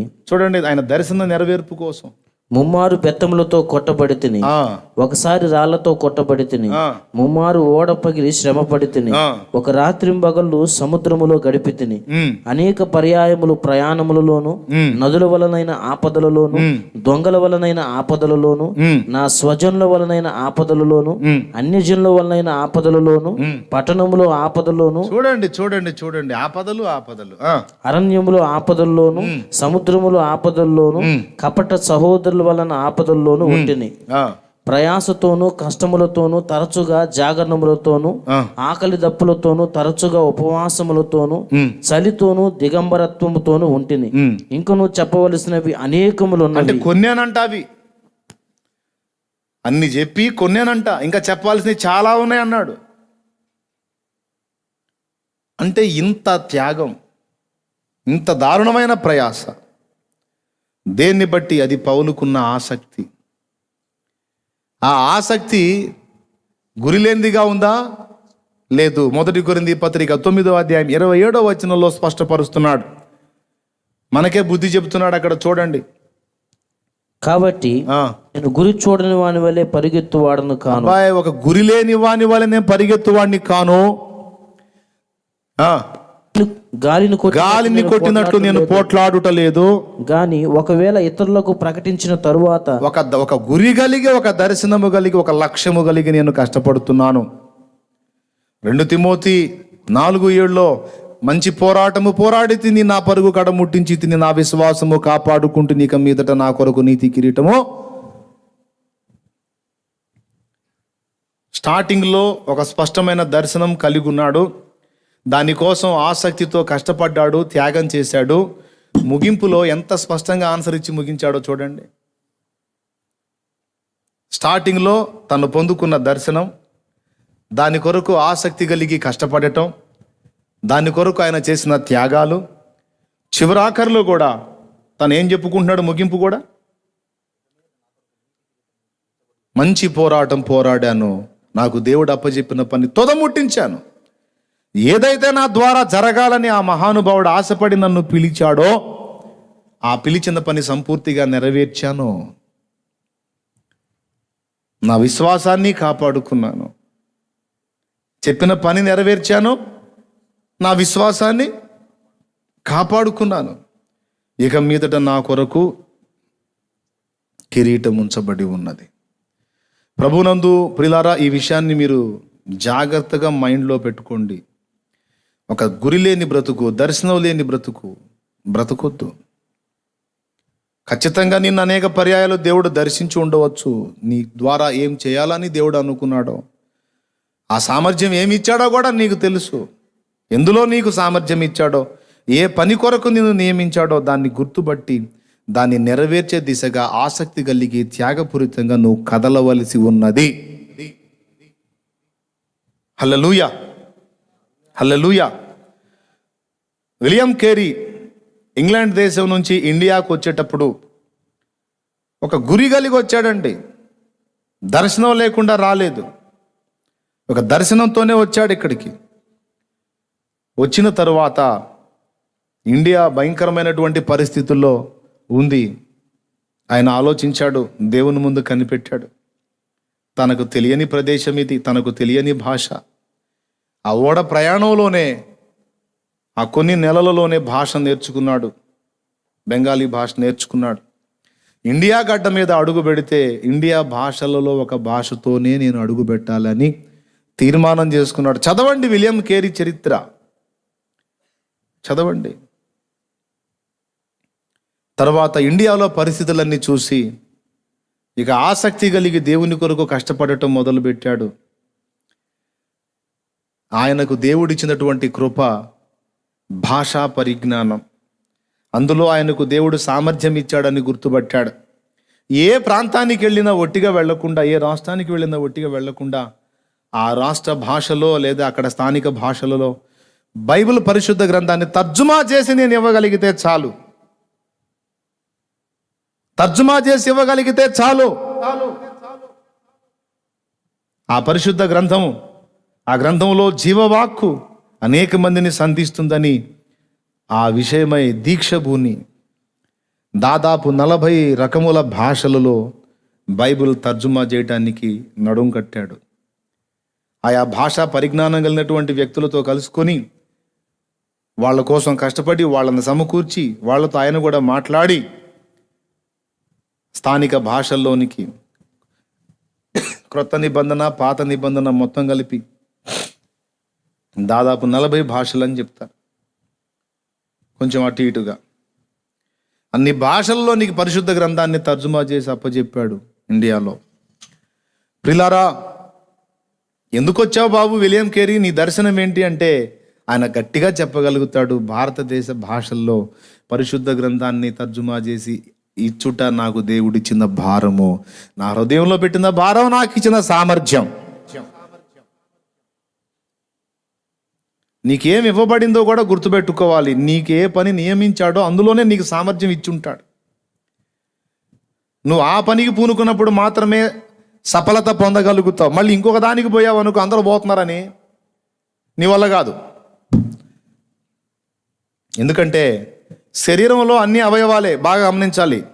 కానీ అన్ని అవయవాలకు ఒకటే పని లేదు. అలాగని అన్ని అవయవాలు ఒకే పని చేస్తానని కూర్చుంటే టోటల్ వ్యవస్థే బ్రేక్ అయిపోతుంది.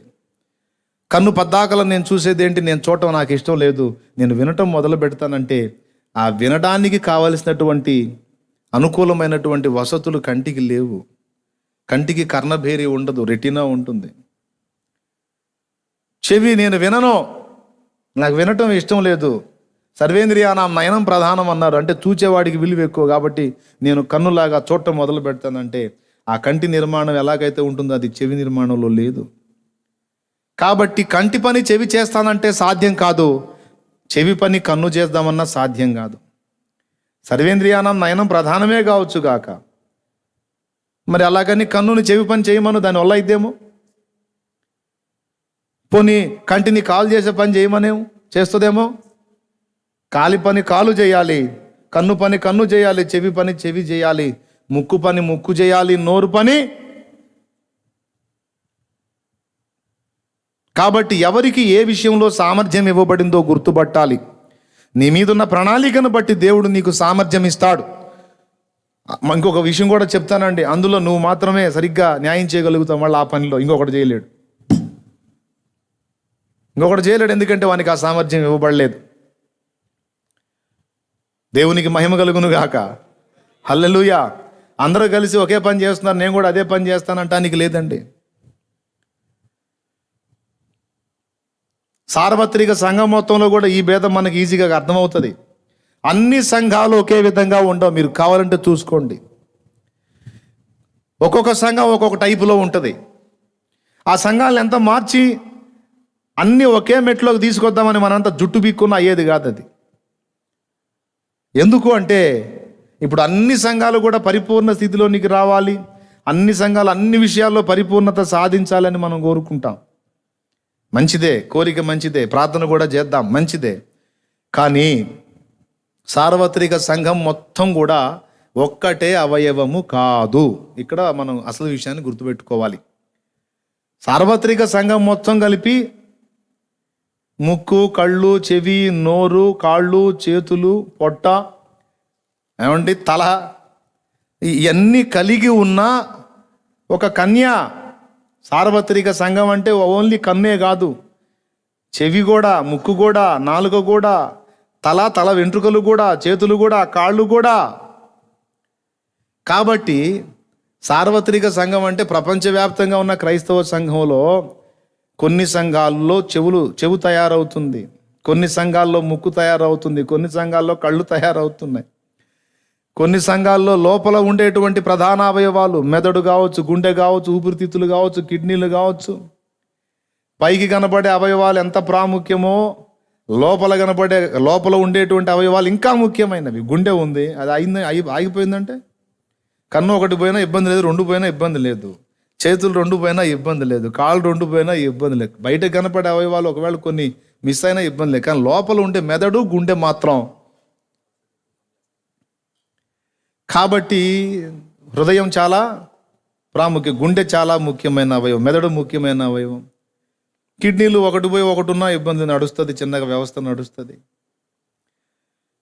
అట్లాగా టోటల్ సార్వత్రిక సంఘం అంతా ఒకే అవయవం తయారు చేద్దామంటే అయ్యేది కాదు అని నాకు ఎప్పుడూ అర్థమైపోయింది. అందుకే ఎంతన్నా చెప్పు, ఇక అక్కడ అదే సరుకు తయారైంది, ఇంకో సరుకు తయారు కాదు.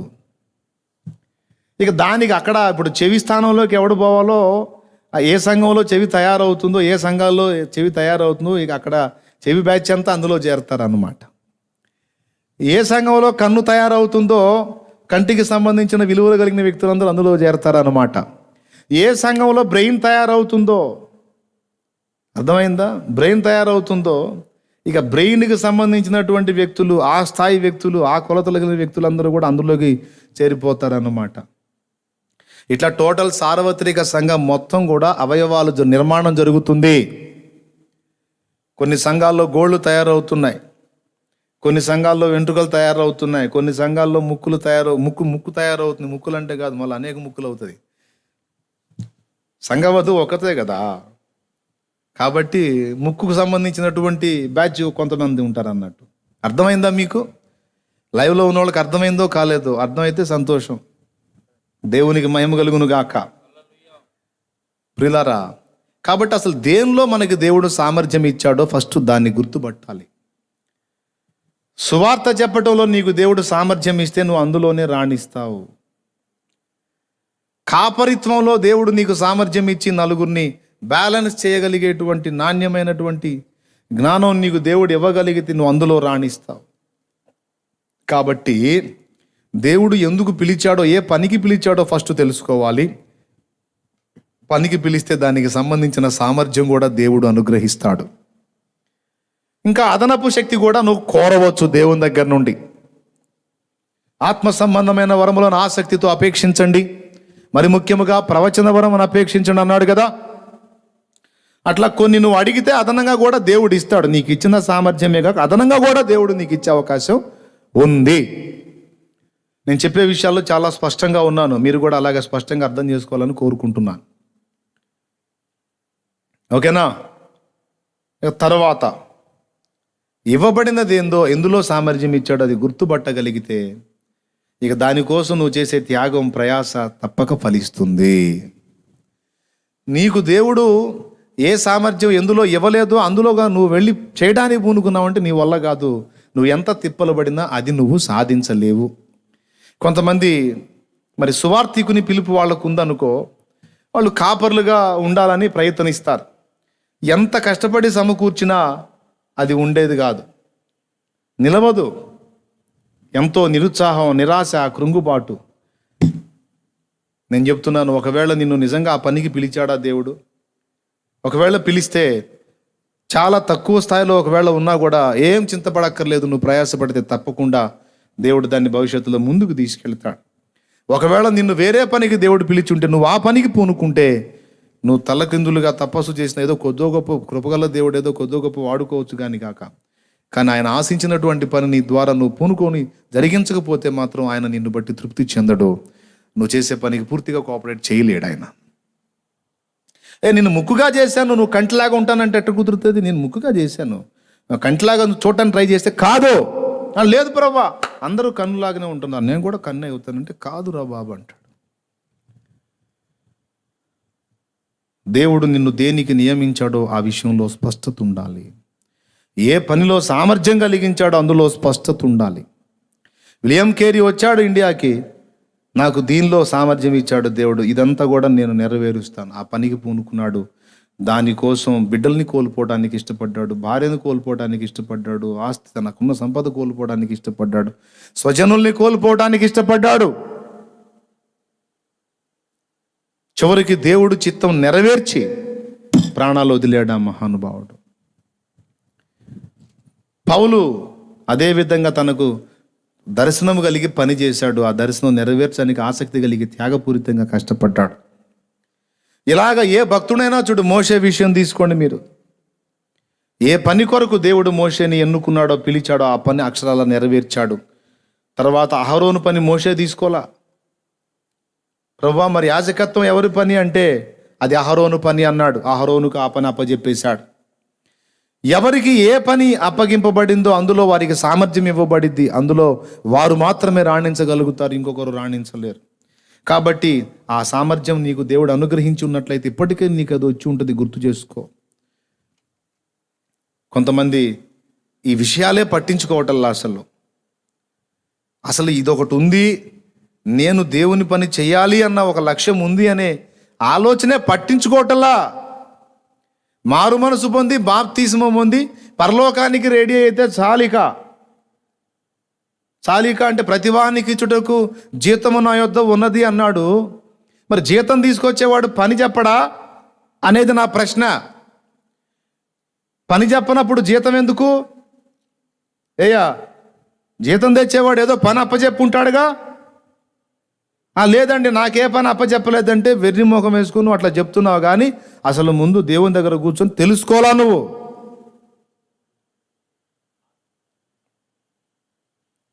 ఒక గ్రామంలో నువ్వు ఉన్నావు, ఆ గ్రామం దర్శనం ఉందా నీకు? ఈ గ్రామాన్ని రక్షించుకోవాలి నేను అనే దర్శనం నీకుంటే ఇక ఆసక్తి, త్యాగం రెండూ స్టార్ట్ అవుతాయి. ఆ గ్రామస్తుల రక్షణ కోసం నువ్వు రోజు మానక బలిపీఠం మీద నీ కన్నీళ్లు కార్చుతావు. దేవుని బలిపీఠం మీద ప్రతిదినం విజ్ఞాపన ధూపం వేస్తావు. నంబర్ 1. నంబర్ 2, వారికి సువార్త ప్రకటించడానికి ఏ చిన్న అవకాశాన్ని కూడా పోగొట్టుకోకుండా వినియోగించుకుంటావు. 2, నెంబర్ 3, దేవుని ప్రేమను వారికి క్రియలలో చూపించి వాళ్ళని ఏ విధము చేతనైనా. నెంబర్ 4, నీ సాక్ష్యాన్ని పరిమళింపజేసుకొని సత్సాక్ష్యము కలిగి వారి మధ్య బతుకుతావు. ఒక ప్రాంతాన్ని గురించి నీకు దర్శనం ఇస్తే, ఈ ప్రాంత ప్రజలకు నేను రక్షణలోకి నడిపించాలి, ఈ ప్రజల్ని విమోచనలోకి తీసుకొని రావాలి, నాకు ఈ గ్రామం విషయమై లేదా ఈ పట్టణ విషయమై, ఈ జిల్లా విషయమై, ఈ రాష్ట్రం విషయమై నాకు దర్శనం ఉంది, నాకు భారం ఇచ్చాడు గనుక నేను దాన్ని నెరవేర్చడం కోసం నేను త్యాగం చేయాలి, కష్టపడాలి. దానికి సంబంధించిన విజ్ఞాపనల మూల్యం నేను చెల్లించాలి, ప్రార్థనల మూల్యం. నువ్వు ఇంత ఆశించి ఇంత ప్రార్థన మూల్యం చెల్లిస్తే కాదు తమ్ముడు, నువ్వు ఇంత ఆశించిన దానికి తగ్గట్టు ఇంత ప్రార్థన మూల్యం చెల్లించాలి. మనం చెల్లించిన అమౌంట్ని బట్టి వస్తువు మనకు అనుగ్రహింపబడిద్ది. మనం చెల్లించే ప్రార్థన మూల్యాన్ని బట్టే మనకు ఫలితం ఉంటుంది. ఇక మానవ తెలివితేటలతో మనం ఎన్ని యుక్తులు శక్తులు ప్రదర్శించినా అయ్యేది కాదో. చేయాల్సింది దేవుని పని, జరగాల్సింది దేవుని పని. అది మానవ హస్తాలతో జరిగేది కాదు. దేవుని పని దేవుని హస్తంతో జరిగితే మాత్రమే సక్సెస్ అవుతుంది, అది మాత్రమే విజయం సిద్ధింపజేస్తుంది. కాబట్టి నిన్నెందుకు నియమించాడు అంటే, ఆయన హస్తము కదిలి అక్కడ కార్యము చేయునట్లు, నువ్వు ఒక పాత్రగా ఉండునట్లు, విజ్ఞాపనకర్తవే విజ్ఞాపన చేయునట్లు, ఆ ప్రజల కొరకు భారముతో కన్నీరు గార్చున్నట్లు నిన్ను దేవుడు ఏర్పరచుకున్నాడు. నీ పని ఏమిటంటే, దేవా నీ మహిమని ఇక్కడ కనపరచు, నీ శక్తిని ఇక్కడ దించు. ఈ ప్రజలు దర్శింపబడాలి ప్రభువా, రక్షింపబడాలి ప్రభువా, వాళ్ళ మనోనేత్రాలు వెలిగింపబడాలి ప్రభువా. నేను చెబితే ఎవడు వింటాడు తండ్రి? అందుకే ఇదిగో ప్రార్థించుచున్నాను, నీవు కదిలించు ప్రభువా, నీవు దర్శించు ప్రభువా, నీవు మాట్లాడు ప్రభువా. ఈ ఆత్మలు నశించిపోకూడదు నాయన, కార్యము చెయ్యి అని నీ మొర్ర, నీ విజ్ఞాపన రోజు వారి కొరకు దేవుని సన్నిధికి వెళుతుంది. నీకు దర్శనం ఉంటే నీ హృదయంలో భారం పెడతాడు దేవుడు. ఆ భారం నిన్ను కుదురుగా ఉండనీయదు. ప్రార్థనకు రేపుతుంది. మొట్టమొదట దేనికి రేపుతుంది? ప్రార్థనకు రేపుతుంది. రెండవది ప్రకటనకు రేపుతుంది, సువార్త ప్రకటించడానికి రేపుతుంది. ఏ అవకాశం కూడా పోనీయో, ముందు వినియోగించి ముందు ప్రకటించడం మొదలు పెడతావు. అది కూడా శక్తిహీనమైన ప్రకటన కాదు, ప్రార్థన చేత తడిసిన ప్రకటన, ప్రార్థన విజ్ఞాపనల చేత శక్తివంతము చేయబడిన ప్రకటన, సువార్త ప్రకటన. పసలేని ప్రకటన కాదు. పసలేని ప్రకటన అంటే ఏంటో తెలుసా? జ్ఞానం, తర్కం, సబ్జెక్ట్ అన్ని తలకాయలో పెట్టుకొని ప్రార్థన ద్వారా ప్రభువు మీద ఆధారపడకుండా మానవ జ్ఞానంతో, శాస్త్రీయ విజ్ఞానంతో మాట్లాడటం, అది పసలేని ప్రసంగం. ఎంత అద్భుతంగా అనిపించినప్పటికీ అది ప్రార్థన కన్నీళ్ల చేత శక్తివంతం చేయబడనప్పుడు అది ఎంత అద్భుతమైన ప్రసంగమైనా సరే నిష్ప్రయోజనం. కన్నీళ్లలో పుట్టాలి. ప్రార్థన విజ్ఞాపనలో శక్తి ఉత్పత్తి అవుతుంది. ఆ శక్తిని పొందుకొని వెళ్ళి నువ్వు సామాన్యమైన మాటలు మాట్లాడిన శక్తివంతమై అనేకులు పశ్చాత్తాపడి మారు మనసు పొంది రక్షణ పొందుతారు. అందుకే ప్రార్థనతో శక్తివంతం చేయబడని ప్రసంగం ఏదైనా అది ఎంత అద్భుతమైన ప్రసంగమైనా పసలేని ప్రసంగమే. వినేదానికి బాగుండొచ్చు గాక, కానీ ఎవరి హృదయాల్లో కదలిక రాదు. హృదయాలను కదిలించాలంటే దేవుని శక్తి పనిచేయాలి. దేవుని శక్తి పనిచేయాలంటే మోకాళ్ళు వేయటం తప్ప వేరే దిక్కు లేదు. నేను చెప్తున్నా కదా, కొంతమందిని పట్టుకొచ్చి కూర్చోబెట్టి 3 గంటలు నా లాజిక్ అంతా చెప్పేవాడిని. మొత్తం విని పోతా ఏమోలే ఎప్పటి నుంచో అందులో ఉన్నాక అందులోనే కంటిన్యూ అవుదాం అనుకుంటున్నాను అని వెళ్ళిపోయిన వాళ్ళు ఉన్నారు. అదే వ్యక్తుల కోసం మళ్ళీ ప్రార్థన చేసి నాకు వచ్చిన అవకాశాన్ని వినియోగించుకొని మొర్ర పెట్టినప్పుడు మారు మనసు పొందొచ్చు, బాప్తీసం పొందారు. అంటే నా తర్కం, నా ప్రసంగం, నా జ్ఞానం చేయలేని పని మోకాళ్ళుని ప్రార్థన చేయటం ద్వారా దేవుడు చేశాడు. దేవునికి స్తోత్రం కలుగును గాక. ఈరోజు నేను నిజంగా కొంచెమైనా దేవుని పని చేయగలిగాను అంటే నేను నేర్చుకున్న విద్యల్లో ఒక్కటే, నేను ఎంత శక్తిహీనుడనో నాకు తెలుసు. వెళ్ళి ఆయన పాదాలు పట్టుకొని ఆయన పాదాల దగ్గర పెనుగులాడటం తప్ప ఇక నేను చేసింది ఏమీ లేదు. ఏదో నాకు దేవుడిచ్చినటువంటి జ్ఞానంలో కొద్దిపాటి విషయాలను నాకున్నదే. ఇప్పుడు నీ దగ్గర ఏమైనా కలదా అన్నాడు చిన్నోడినే కాదు, అక్కడున్న గుంపు జనాన్ని అన్నాడు. అంటే చిన్నోడు ముందుకు వచ్చాడు 5 రొట్టెలు 2 చేపలు తీసుకొని. పసివాడి దగ్గర 5 రొట్టెలు 2 చేపలు ఉన్నాయి అంటే మరి పెద్దవాళ్ళ దగ్గర ఇంకెన్ని ఉంటాయి? కొద్దో గొప్ప ఉండే ఉంటాయిగా మిగిలిన వాళ్ళ దగ్గర కూడా. కానీ ఎవరు ముందుకు రాలా. ఎందుకు ముందుకు రాలేదో తెలుసా? వారి అవిశ్వాసం. ఇంతమంది జనానికి మీ దగ్గర ఏమన్నా కలదా అంటే మన దగ్గర ఈ 10 రొట్టెలు ఉన్నాయి, ఈ 15 రొట్టెలు ఉన్నాయి, 20 రొట్టెలు ఉన్నాయి, ఈ మనకే చాలు, ఇంతమంది జనానికి ఎడ్డ సరిపోతాయి, యాడిద్దాం. ఒకవేళ భార్య అన్న ఏమండి ఏసై అడుగుతున్నాడు మీ దగ్గర ఏమైనా ఉందని, మన 20 రొట్టెలు తీసుకెళ్ళి ఇద్దామని అంటే వచ్చి వెర్రి మొఖమా, ఇంతమంది జనానికి 20 రొట్టెలు ఏడ చాలుతాయే, మనకే చాలు అయితే ఎవరు మూసుకో, ఈ మనకి సరిపోలే, కష్టం అవుతుంది. అట్లాగంతా వాళ్ళ తర్కాన్ని ఉపయోగించి ఆగిపోయారు.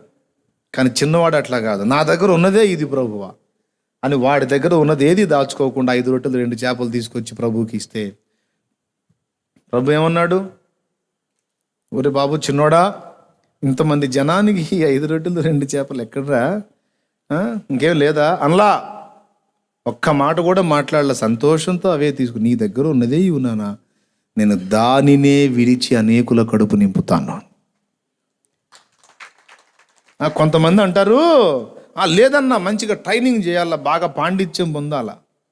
అరే సువార్త చెప్పడానికి నువ్వు అసలు ఎందుకు మారావో, యేసు ప్రభు నీ కోసం ఏం చేశాడో పక్కవాడికి చెప్పడానికి ఈయన ట్రైనింగ్ చేయాలంట. నీ దగ్గర ఉన్నదే 5 రొట్టెలు 2 చేపలు. ఆ చిన్నోడు తీసుకొచ్చి ఇస్తే అది తక్కువని ప్రభు విమర్శించాడా, చిన్నవాడిని ఎగతాళి చేశాడా, లేకపోతే వాడికి ఉన్నదాన్ని అలాగా వ్యక్తపరిచినప్పుడు దాన్ని తీసుకొని అనేక మంది కడుపులు నింపాడా? 5 రొట్టెలు 2 చేపలు అంతమంది కడుపులు నింపి 12 గంపలు మళ్ళా మిగిలేటట్టు చేశాడు. దేవునికి స్తోత్రం కలుగును గాక. 12 గంపలు ఎవరి అండి? అసలు మూలం ఎవరిది? అంతే. కాబట్టి అబ్బో నాకు అంత ప్రసంగాలు రాదు, నేను అంత పండితుడిని కాదు, నాకు అంత జ్ఞానం లేదు, ఎందుకు అట్లాంటి మాటలు? ప్రభువు ఆత్మీయ ఆకలి కొన్న ఒక వ్యక్తిని నీ ముందుకు రప్పించి నిన్ను అడుగుతున్నాడు, నీ యొద్ద ఏమైనా కలదా అని. ప్రభువా అంత సరుకు నా దగ్గర లేదు, ఏదో నా కొద్ది గొప్ప తెలుసు, అందుకే నేను చెప్పను అంటే నువ్వు తమ యొద్ద రొట్టెలు కలిగి ఉండి కూడా ఇవ్వని అవిశ్వాసులతో సమానం. మళ్ళీ 3 రోజుల ప్రసంగాలు విన్నారు. మొత్తం వాళ్ళు కూడా కూటానికి వచ్చిన వాళ్ళే మళ్ళా దేవుని బిడ్డల్లాగా.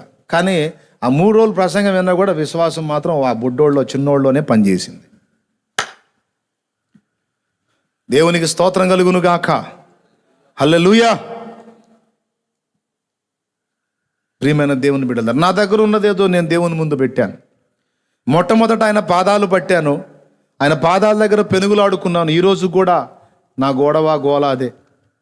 ఈరోజు నేను పండితుడిని, నేను పెద్ద విద్యావేత్తని, జ్ఞానవంతుడని, నా జ్ఞాన సముపార్జన అంతా మీ ముందు చెప్పడానికి రాలా. దేవుని పాదాలు పట్టుకొని పెనుగులాడి దేవుడు నా నోట పెట్టిన మాటలు తీసుకొని మీ మధ్యలోకి వచ్చాను. దేవునికి స్తోత్రం కలుగును గాక. హల్లెలూయా. మిమ్మల్ని కూడా ఇదే కోరుతా ఉన్నాడు పరిశుద్ధాత్మ దేవుడు. ఒక గ్రామం మీద నీకు భారం, ఒక పట్టణం మీద, లేకపోతే ఒక ప్రాంతం మీద,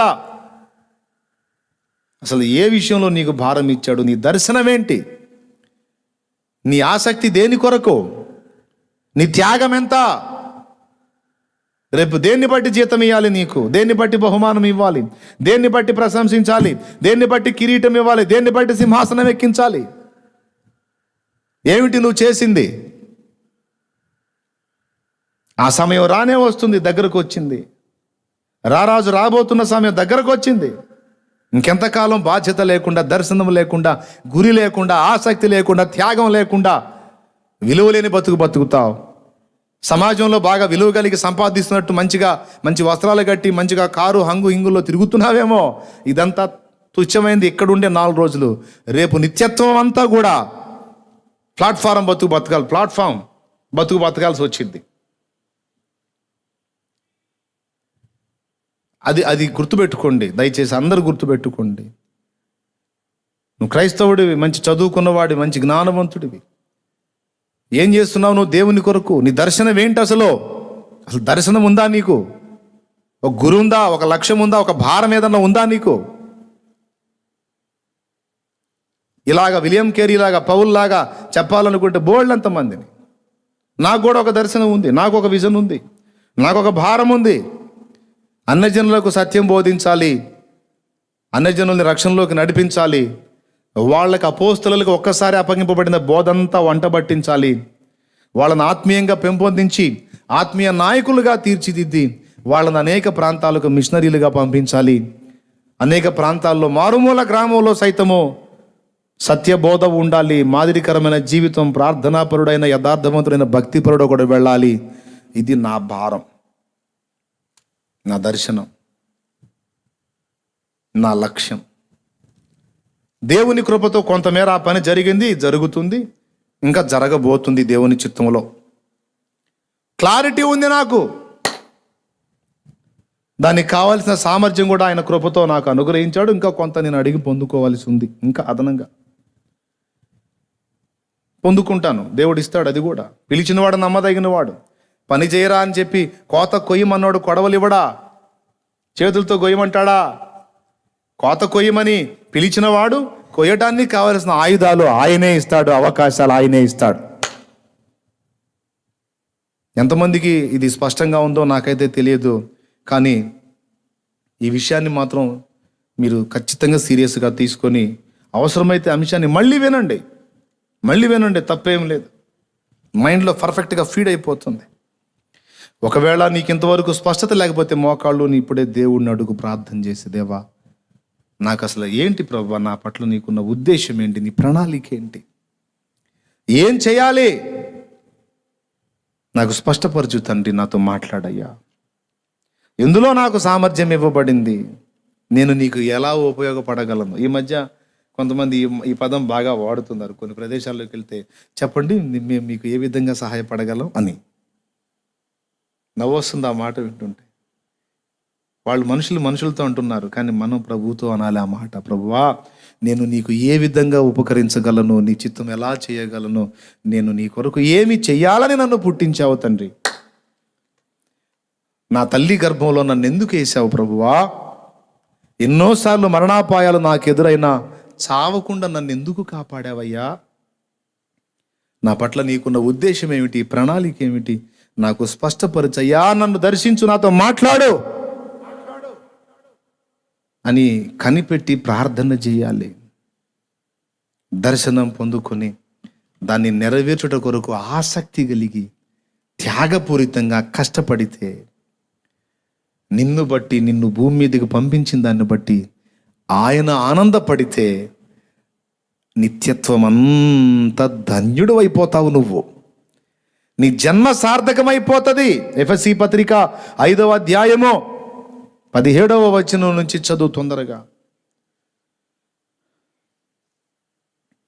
చదువు. ఇందు నిమిత్తము మీరు అవివేకులు కాక, ఒక్క నిమిషం, దానికి ముందు 15వ వచనం నుంచి దినములు చెడ్డవి గనుక మీరు సమయమును పోనీయక, ఇప్పటికే బోల్ట్ అంత టైం పోగొట్టావు. మీరు సమయమును పోనీయక సద్వినియోగము చేసుకొనొచ్చు. అజ్ఞానుల వలె కాక జ్ఞానుల వలె నడుచుకున్నట్లు జాగ్రత్తగా చూచుకొనుడి. ఇందు నిమిత్తము మీరు అవివేకులు కాక ప్రభు యొక్క చిత్తమేమిటో గ్రహించుకొనుడి. గెరాసేనుల దేశంలో దయాలు పట్టినోడు ఉన్నాడు, బాగుపడ్డాడు. వాళ్ళేం ఊళ్ళోకి రానియకుండా యేసయ్య నువ్వు వెళ్ళిపో అని అడ్డు తగిలారు. వీళ్ళకి నేను బాగుపడటం కంటే వీళ్ళకి పందుల నష్టమే ఎక్కువగా అనిపిస్తుంది. ఈ పంది బ్యాచ్ దగ్గర నేను ఉండను, నేను నీతో వస్తాను అన్నాడు అతను. ఎవరు? ఆ దయాలు బట్టి బాగుపడ్డాడు. ఆ మాట అన్న తర్వాత యేసయ్య ఏమన్నాడు? నీవు నాతో కూడా రావడానికి వీల్లేదు, నీవు పోయి నీ ఇంటి వారికి ప్రభువు నీకు ఎట్టి కార్యంలో చేసినో తెలియజేయమన్నాడు. అంటే అందులో చిన్న హింట్ ఇచ్చాడనమాట. నువ్వు నాతో వస్తే ఎట్లా నానా, నేను వచ్చాను ప్రకటిద్దామని, నన్ను రానిలేదు, ఇప్పుడు నా ఏజెంట్ నువ్వే చూసుకో అన్నాడు. దేవునికి స్తోత్రం. ఇంటి వారికి చెప్పు అన్న పాయింట్లో విషయం అంతా అర్థమైంది. నీ ఇంటివారు అన్న దానిలో వాడికి బంధువులు ఎక్కడెక్కడున్నారో తిరగేస్తే 10 పట్టణాలు వచ్చినాయి. 10 పట్టణాల్లో రిలేషన్ ఉంది, బంధుత్వం ఉంది వానికి. ఆహా రైట్, అట్టయితే మొత్తానికి చెప్పమంటున్నాడు అని ఇక లైన్లోకి వెళ్ళిపోయి దెకపొలి ఎందంతటా ప్రకటింపన ఆరంభించెను. వానికి కూడా క్లారిటీ ఉంది, ఏం చేయమని దేవుడు చెప్తున్నాడు. ప్రియులారా, దేవుడు నీతోనే స్పష్టంగా ఈ విషయం మాట్లాడుతున్నాడు.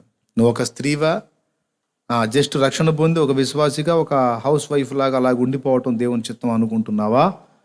ఒకవేళ నీకు బయటికి రావడానికి దేవుడు అనుకూలమైన పరిస్థితిని ఇవ్వకపోతే నిన్ను 4 గోడల మధ్యనే ఉంచుతున్నాడు అంటే నువ్వు గుర్తుపట్టాలి, నిన్నొక విజ్ఞాపనకర్తగా దేవుడు కోరుకున్నాడని.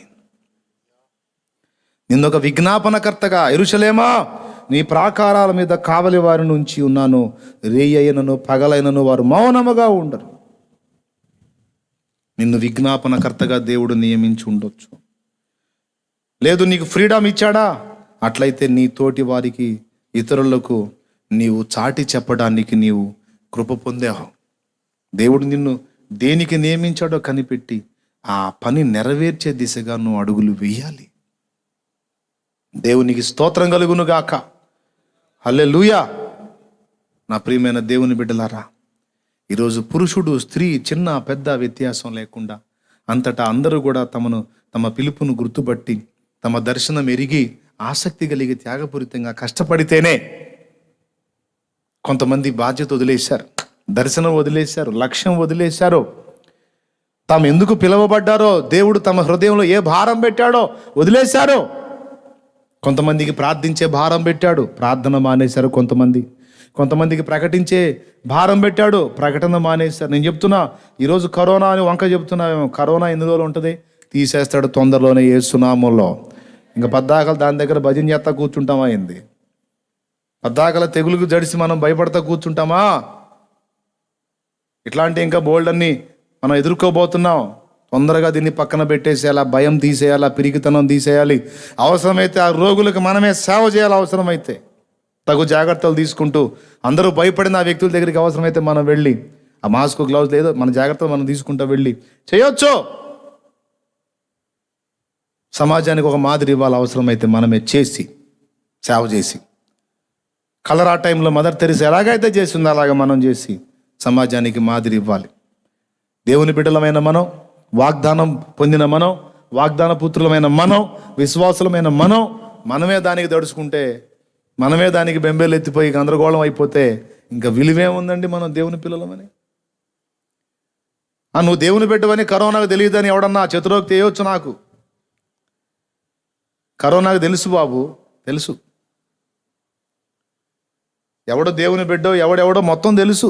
కరోనాకు తెలుసు.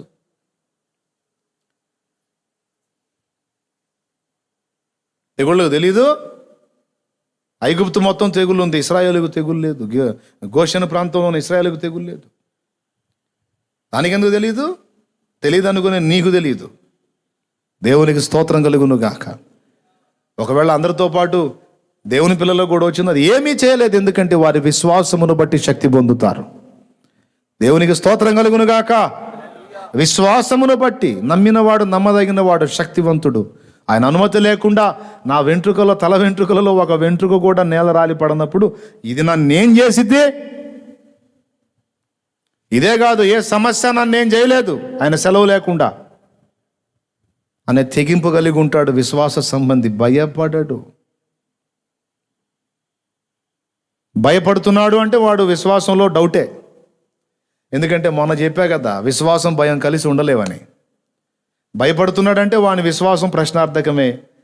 విశ్వాసం ఉంది వానికంటే భయం వాని దగ్గర మనం చూడలేం. స్తోత్రం చెప్తారా? హల్లెలూయా. కాబట్టి పద్దాకల కరోనా అనుకుంటా కుదరదు. ఇంకా లాక్డౌన్ కొనసాగింపు, మళ్ళా ఇంకా పొడిగింపు అన్నా కూడా ఆగేది లేదు. అవకాశం ఉన్న వాళ్ళందరూ గ్యాదర్ అవటమే సన్నిధిలో. యేసు రక్తమే జయం. అంతే. జాగ్రత్తలు తీసుకోవటం, మాస్కులు పెట్టుకోవటం, గ్లౌజులు వేసుకోవటం. ఇక నెక్స్ట్ సండే నుంచి ఇక మనం సహవాసాన్ని అవకాశం ఉన్న వాళ్ళందరూ కలుసుకోవటమే. అవసరమైతే విడివిడిగానైనా సరే కలుసుకోవటమే, లేకపోతే పాసిబిలిటీ ఇచ్చిన సమయంలోనే కలుసుకోవటమే, ఆగేదేం లేదు. పద్దాకలు దీని దగ్గర కూర్చొని ఏడాగుతామైంది. ఇంకా ఎన్ని రోజులు, ఇంకెన్ని నెలలో, ఇంకా ఆగేదేం లేదు. దేవునికి స్తోత్రం కలుగును గాక. హల్లెలూయా. ప్రియులారా, ఈ విషయాలన్నీ కూడా మీరు గ్రహిస్తారని నేను కోరుకుంటా ఉన్నాను. ఆలోచించు, ఎందులో కృప పొందేవో ఆలోచించు. నీ వంతు నువ్వు చేయడానికి సంసిద్ధత కలిగి ఉండు. దేవుడు నీకు నాకు ఇచ్చినటువంటి భారం బాధ్యత నెరవేరుద్దాం, త్వరపడదాం, ప్రార్థనలో కనిపెడదాం. ప్రార్థనా పరిచర్య వదిలేశారు కొంతమంది. ఆరాధనకు రావద్దన్నారా, ప్రార్థన చేయడానికి రావద్దన్నారా? ఎడమడంగా కూర్చొని ప్రార్థన చేయొచ్చుగా. అమ్మో, కరోనా గిరోనా, అంత భయం అయితే మాస్క్ పెట్టుకుంటా, పర్లేదు, గ్లౌజులు వేసుకుంటా, శానిటైజర్ బాటిల్ తెచ్చుకుంటా. విజ్ఞాపన మానకూడదు. బలిపీఠం మీద అగ్ని ఆరకూడదు. నీవు ఆ పనికి పిలువబడ్డావు, కానీ ఈ వంకతో ఇప్పుడు ఆ భారం వదిలేశావు. నీవు అవిధేయత చూపావు దర్శనానికి. అంతకుముందు సంఘంగా గుంపు కూర్చి 10 మందిని కూర్చోబెట్టి మాట్లాడేదాన్ని. అవసరమైతే ఫ్యామిలీలు దర్శించు, ఒక కుటుంబాన్ని దర్శించు. నీకు ఇచ్చిన అవకాశంలో నువ్వు ప్రకటించే పనికి నియమించబడితే ఎందుకు మూలలో కూర్చోవాలి? నీకు ఇచ్చిన అవకాశం ఎంతవరకు ఉందో అంతవరకు నువ్వు వాడబడు దేవుని కోసం. దర్శనానికి అవిధేయత చూపొద్దు. దేవునికి స్తోత్రం కలుగును గాక. హల్లెలూయా. దేవుని కృపను బట్టి దేవుడు నాకు ఇచ్చిన దర్శనం మేరకు ఏ పని నేను ఆపలేదు. అన్నీ జరుగుతున్నాయి. ఇంకా చెప్పాలంటే సంఘంగా ఉన్నప్పుడు లైవ్ ఇవ్వకుండా సంఘానికి చెప్పేవాడిని. ఇప్పుడు లైవ్లో అనేక మంది స్థానికులు, ఇతర దేశాలలో ఉన్న వాళ్లకు సైతం సత్యం అందుతుంది, వాక్యం అందుతుంది. లక్షలాది మంది ప్రజల్లోకి దేవుని వాక్యం మరి అందించడం జరుగుతుంది. ఆగదు, పని ఆగదు. దేవుని వాక్యము బంధింపబడి ఉండలేదో. ప్రభువుకు మహిమ కలుగును గాక. తర్వాత చెప్తా నేను, మొత్తం మీరు లైన్లోకి వచ్చిన తర్వాత మళ్ళా అసలు ఏమేం జరిగినాయి, ఎక్కడెక్కడ వర్క్ జరిగింది, ఎక్కడెక్కడ ఏం జరిగింది మొత్తం మీకు చూపిస్తాను ప్రభు చిత్తం అయితే. దేవుడు నాకు ఇచ్చిన పని నేను ఆపలేదు. దేవుడు నాకు ఇచ్చిన దర్శనం నేను నిర్లక్ష్యం చేయలేదు, అలక్ష్యం చేయలేదు. మరి నీకు ఇచ్చిన దర్శనం సోదరా, సేవకుడా, సేవ మొదలుపెట్టినప్పుడు గ్రామాన్ని రక్షించాలని మొదలుపెట్టావు, అయిపోయింది, చల్లబడ్డావు. ఆ భారం పోయింది, ఆసక్తి పోయింది, ఆ పట్టుదల పోయింది. రాజీ పడిపోయావా? భారం పోగొట్టుకున్నావా? ఆసక్తి వదిలేసావా? చల్లారిపోయావా? ఏమైంది నీ దర్శనం? ఏమైంది నీ పిలుపు?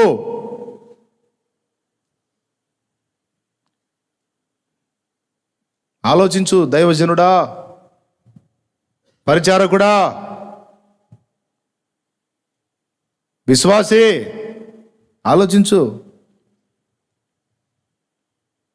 కాబట్టి దర్శనము కలిగి మనం జీవిద్దాం, దేవుని దగ్గర దర్శనం పొందుకుందాం, దాన్ని నెరవేర్చే దిశగా ఆసక్తి కలిగి త్యాగపూరితంగా కష్టపడదాం. దేవుని చేత బహళా నమ్మకమైన దాసుడా, దాసురాలు అనిపించుకుందాం. రండి, మోకాళ్ళుని ప్రార్థన చేద్దాం. హల్లెలూయా, హల్లెలూయా. అందరం కూడా ప్రార్థనలో ఉందాం. రండి, మోకాళ్ళు వేయండి. ఈ తెగులు కోసం కూడా ఒకేసారి ప్రార్థన చేసేద్దాం. రండి, అందరూ కూడా ప్రార్థనలో నాతో ఏకీభవించండి. హల్లెలూయా, హల్లెలూయా, హల్లెలూయా, హల్లెలూయా. అందరూ కూడా లైవ్లో ఉన్న వాళ్ళందరూ మోకాళ్ళు వేయండి. తండ్రి, నీకు స్తోత్రం, స్తోత్రం, స్తోత్రం, స్తోత్రం. అందరూ కూడా స్తుతించుదాం. హల్లెలూయా, హల్లెలూయా, హల్లెలూయా, హల్లెలూయా, హల్లెలూయా. పరిశుద్ధుడా, నీకు స్తోత్రమయ్యా, స్తోత్రమయ్యా. నీకు వందనాలు, వందనాలు, వందనాలు, వందనాలు. అందరం కూడా భారముతో ప్రార్థన చేద్దాం. స్తోత్రం. భూమి మీద 2-3 ఏకీభవించి ప్రార్థన చేస్తే నేను దాన్ని నిశ్చయంగా వింటానని జవాబిస్తానని యేసయ్య మాట్లాడాడు. ఈరోజు మనమందరం ఏకీభవించి అడుగుదాం. దేవా, నా కర్తవ్యం గుర్తుపట్టలేదు ప్రభువా.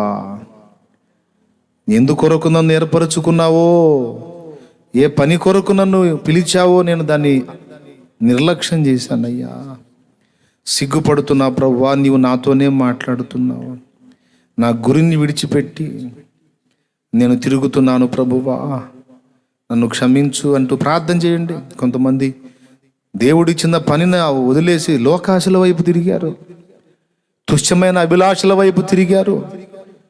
ఏది చేద్దామని దేవుని చేత పట్టబడ్డారో, పిలువబడ్డారో, చివరికి దేవుణ్ణి మోసగించి వదిలేసి తుచ్చమైన అభిలాషలు, శరీర వ్యామోహాలు, లోకాశలు తీర్చుకోవడానికి లోకం వైపు తిరిగారు కొంతమంది. కన్నీరు విడవండి, ప్రార్థన చేయండి. ఇప్పుడైనా మారు మనసు పొందండి. ఏ పని నీకు అప్పగించాడో, ఏ పని కొరకు నిన్ను పిలిచాడో, కనీసం ఇప్పుడైనా మారు మనసు పొంది ఆ పని నెరవేర్చడానికి ఇదిగో సిద్ధపడు. ఇదే సమయం. దేవుడు నిన్ను దర్శించి నీతో మాట్లాడుతున్న సమయం. మోకాళ్ళును ప్రభువా, ప్రభువా నన్ను క్షమించు నాయన. ఈరోజు ప్రార్థన చేద్దాం. ఇదిగో దేవా నా జీవితం ఆ పాదమస్తకం నీకు అంకితం అంటూ. పర్లేదు నాయన, భయపడవా. ఇదిగో దేవా నా జీవితం ఆ పాదమస్తకం నీకంకితం. ఆ ఆ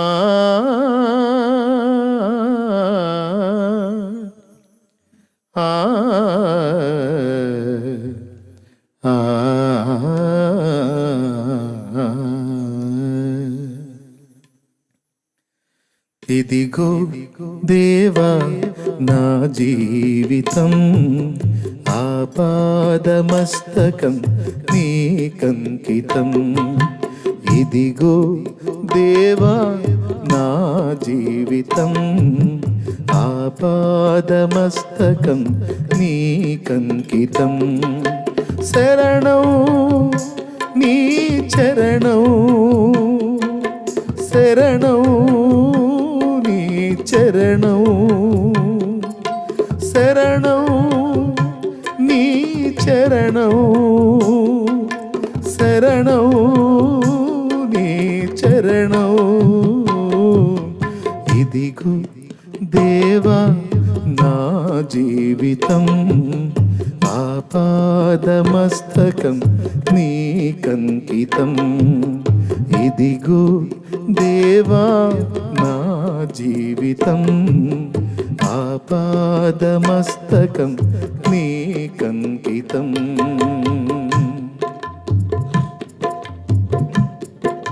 ప్రార్థన చేయి, ప్రార్థన చేయి. దేవా నీకు స్తోత్రమయ్యా. పలుమార్లు వై తొలగినాను పరలోక దర్శనము నుండి, విలువైన నీ దివ్య పిలుపుకు తగినట్లు జీవించనైతిని. పలుమార్లు వై తొలగినాను పరలోక దర్శనము నుండి, విలువైనని దివ్య పిలుపుకు తగినట్లు జీవించనైతిని. అయినా నీ ప్రేమతో నన్ను దరి చేర్చినావు, అందుకే గైకొనుమో దేవా ఈనా శేష జీవితం. అయినా నీ ప్రేమతో నన్ను దరి చేర్చినావు, అందుకే గైకొనుమో దేవా ఈనా శేష జీవితం. ఇదిగో దేవా నా జీవితం ఆపాదమస్తకం నీకంకితం, ఇదిగో దేవా నా జీవితం, ఆపాదమస్తకం నీకంకితం. ప్రార్థన చేసుకుందాం. మన మధ్యలో తమ్ముడు విజయ్ ప్రార్థన చేస్తాడు. భారంగా ప్రార్థన చేద్దాం త్వరగా. స్తోత్రములు నాయన, మహాపరిశుద్ధుడా, నీకు వందనాలు, అందరూ వందనాలు. ఏకీభవించండి. ఇదిగోనైనా పౌలు భక్తుడు పరలోకములో నుంచి నైనా నీవు అందించినటువంటి, నీవు దర్శించినప్పుడు ఆ దర్శనమునకు అవిధేయుడు కాక ప్రభువా, తన పట్ల నీ ఉద్దేశము, నీ సంకల్పమును గుర్తించి ఇదిగో ఆ సంకల్పం అంతయు నెరవేర్చుటకు నాయన ఆ దర్శనమును, ఆసక్తిని, త్యాగమును కలిగిన ఆయన ఇదిగో తన పట్ల ఉన్న ఉద్దేశం అంతటిని నెరవేర్చినట్లుగా ప్రభువా, ఇదిగో చివరికి చెప్తున్నాడు, నేను మంచి పోరాటము పోరాడాను, నా పరుగు కడముట్టించాను, నా విశ్వాసమును కాపాడుకున్నాను, నీతి కిరీటము నా కొరకు దాచబడి ఉన్నదని. ఇదిగో నైనా మేమును, మాకును నైనా మరొక్క మారు మేము ఏ దర్శనము కొరకు మేము పరిగెత్తుతూ ఉన్నాము, ఏ దర్శనము కలిగి ఉండాలో, మేము ఏ దర్శనాన్ని పొంది ఉన్నామో ఆ దర్శనమును కొందుకు ఆ దాన్ని నెరవేర్చుట కొరకు మేము ముందు సాగుటకు శక్తినివ్వండి నాయన. అట్టి అభిషేకమును మాకు ఇవ్వండి నాయన. ఆ దర్శనాన్ని కలిగి, ఆసక్తి కలిగి ఇదిగో త్యాగపూరితంగా మేము ముందుకు సాగడానికి సహాయం చేయండి నాయన. మమ్మల్ని అందరినీ కూడా ప్రభు, ఎవరము కూడా ప్రభు సోమరులుగా ఉండకుండా, ఎవరు కూడా నైనా నీ దర్శనములకు అవిధేయులు కాకుండా ప్రతి ఒక్కరూ విధేయులై నీ దర్శనమును నెరవేర్చి ఈ భూమి మీద నీ పనిని సంపూర్ణంగా నెరవేర్చుటకు ప్రతి ఒక్కరికి నీ నూతన అభిషేకం ఇచ్చి నడిపించి, ఎవరెవరి ద్వారా నువ్వు మాట్లాడి ఉన్నావో ప్రభా, ప్రతి ఒక్కరూ కూడా నైనా మేమందరము రేపబడిన వారమై నీ పని కొరకు సిద్ధపరచబడి నీ పనిని అత్యాశక్తితో జరిగించటకు శక్తినిచ్చి, బలమునిచ్చి, అభిషేకించి వాడుకోమని నీ దాసుని నిలబెట్టి మాతో మాట్లాడినందుకు వందనాలు నాయనా. ఇంకా నీ దాసుని బలపరిచి అభిషేకించి వాడుకోమని నాయనా. విత్తబడిన ఈ వాక్యం హృదయాల్లో ఫలింపచేసి మీ నామమునకు మహిమ తెచ్చుకోమని యేసుక్రీస్తు ఉన్నత నామంలో ప్రార్థించి వేడుచున్నాము తండ్రి. ఆమేన్, ఆమేన్. పిల్లరా, ఈ ముగింపులో మళ్ళొక్కసారి మిమ్మల్ని అడుగుతున్నా, అసలు నీకున్న దర్శనం ఏంటి? అసలు నీకున్న భారం ఏంటి? అసలు ఏం చేయాలనుకుంటున్నావు? నీ హృదయంలో దేవుడు పెట్టిన భారం ఏంటని ఈ లైవ్లో ఉన్న వాళ్ళని అడుగుతున్నా, ఇక్కడ నా ముందు ఉన్న వాళ్ళని కూడా అడుగుతున్నాను నేను. ఏంటి అసలు నీ దర్శనం ఏంటి? నేను మళ్ళా ఒకవేళ విడిగా మిమ్మల్ని ప్రశ్నిస్తే చెప్పగలిగి ఉండాలి, ఏంటి నాయన నీ దర్శనం ఏంటి? అసలు నీ భారం ఏంటి? నువ్వేం చేయాలనుకుంటున్నావు? అసలు దేవుడు నీతో ఏం మాట్లాడాడు, ఏం చెప్పాడు, ఏం చేయమని చెప్పాడు, నీకున్న విజన్ ఏంటని నేను నిన్ను అడిగినప్పుడు మీరందరూ కూడా అన్నా నా దర్శనం ఇది, నా భారం ఇది, దేవుడు ఈ పనికి నన్ను నియమించాడన్నా అని చెప్పగలిగి ఉండాలి. దర్శనమా? దర్శనం అంటే దర్శనం ఏముంది? దర్శనం నీ దర్శనమే అనొద్దు. బుద్ధి తెచ్చుకొని జాగ్రత్త పడండి. దర్శనం కలిగిన జీవితాన్ని కలిగి ఉండండి. దేవుడు ఎందుకు పిలిచాడో గుర్తుపట్టి దాన్ని నెరవేర్చడానికి ప్రయాసపడండి. దేవుడు మనకు తోడై ఉండి సహాయం చేయనుగాక. అందరూ ఏకీభవించండి. ఈ తెగులు కోసం ప్రార్థన చేద్దాం. పరిశుద్ధ ప్రభువా, మేమందరం ఏకీభవించి ప్రార్థన చేస్తున్నాం. ప్రభువా, ఇదిగో నా తండ్రి, భూమి మీద ఇద్దరు ఏకీభవించి మరి ఏది బంధిస్తారో అది అక్కడ బంధించబడుతుంది అని నా ప్రభువా నీవు మాతో మాట్లాడినటువంటి వచనాలు మాకు గుర్తున్నాయి. ప్రభువా, ఇదిగో మేము ప్రార్థన చేస్తున్నాం, మేము సంఘముగా కలిసి ఇదిగో ఈ తెగులుని నాయన, ఈ తెగులు నా ప్రభువా అన్నిటికంటే ముఖ్యంగా నా తండ్రి ప్రజలు నీ సన్నిధికి దూరం అయ్యేటట్టు చేసింది. ప్రభువా నాయన, పరిశుద్ధులుగా సమాజముగా, పరిశుద్ధ సమాజముగా కూడట మానకుడి అన్న వచనం నెరవేర్చకుండా చేసింది. ప్రభువా, ఈ తెగులు నజరేయుడగు యేసు నామములో అణగారిపోవునుగాక, దాని ప్రభావం నిర్వీర్యమగునుగాక. ఎంతమందికి అది వచ్చి ఉన్నదో అది వాళ్ళకందరికీ యేసు నామములో తగ్గిపోవునుగాక, వారి రిపోర్ట్స్ మారిపోవునుగాక. నా ప్రభువా, నా తండ్రి, నీ పనికి అవరోధంగా ఉన్నటువంటి పనికి మాల తెగులు యేసు నామములో లయమైపోయి ఈ పరిశుద్ధులందరూ నా ప్రభువా ఆత్మల కొరకు దర్శనము కలిగి భారముతో కష్టపడినట్లు విజ్ఞాపనకర్తలు, ప్రార్థనా పరులు నా ప్రభువా ఇది మొదలుకొని ఇదిగో తిరిగి ప్రార్థనా జీవితంలో పుంజుకొనున్నట్లుగా నా ప్రభువా శక్తిని నింపండి. ఈ తెగులుని ఇంకా నిలిపివేయండి. దీని ప్రభావాన్ని లయపరచండి ప్రభువా, దీని శక్తిని నిర్వీర్యపరచండి ప్రభువా. ఇంకా రకరకాల తెగుళ్ళ చేత ఎంతమంది అల్లాడిపోతున్నారో ప్రభు, వారందరినీ కూడా మీరు కృపతో కాపాడండి. సువార్త వ్యాప్తి చేయడానికి ఇంకా ఎంతో మంది ఆత్మలకు నిన్ను గూర్చిన సత్యము తెలియదు ప్రభువా, సత్యమును ప్రకటించడానికి స్వేచ్ఛ కలిగించండి.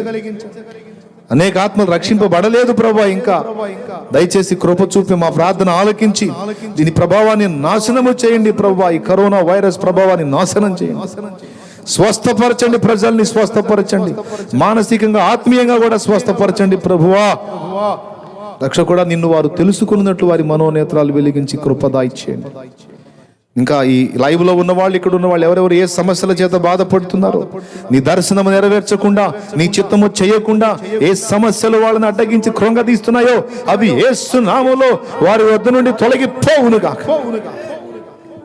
బిడ్డలకు మంచి సమాధానం, ఆరోగ్యం, ఆశీర్వాదం అన్ని విధముల కృప తోడుగా ఉంచి నీ బిడ్డలు నా ప్రభు నీ దర్శనమిచ్చి వాడుకో. నీ చిత్తమంతా నెరవేర్చడానికి కృపని సహాయము చేయి. పరిశుద్ధాత్మ శక్తి అభిషేకమును, ఆత్మ నింపుదల కుమ్మరింపు మాకు దయచే. స్తుతి, మహిమ, ఘనత, ప్రభావం నీకే చెల్లిస్తూ నాయనా, మాకు ఇచ్చినటువంటి విజన్ మేము నెరవేర్చకుండా, ఆ దర్శనం నెరవేర్చకుండా అడ్డగింతో చూసే సైతానీయ దురాత్మ అంధకార శక్తుల ప్రభావం నజరేయుడైన యేసు నామములో బంధిస్తున్నా. నీ చిత్తమంతా నెరవేర్చడానికి మమ్మల్ని వాడుకోమని, మాకు శక్తిని, సామర్థ్యమునిచ్చి మా చుట్టూ ప్రాకారమై ఉండి నీవే మాకు కృప చూపమని స్తుతి, మహిమ నీకు చెల్లిస్తూ యేసు నామములో ప్రార్థించి వేడుచున్నాం తండ్రి, ఆమేన్.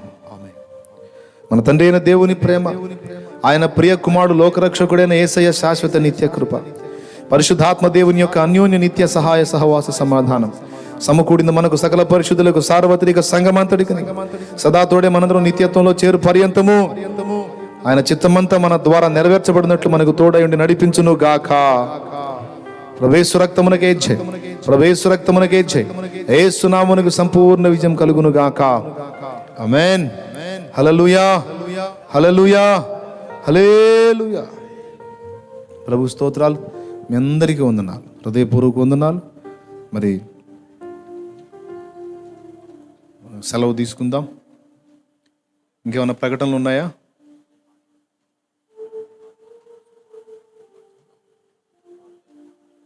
శుక్రవారంతో లాక్డౌన్ అవుతుంది.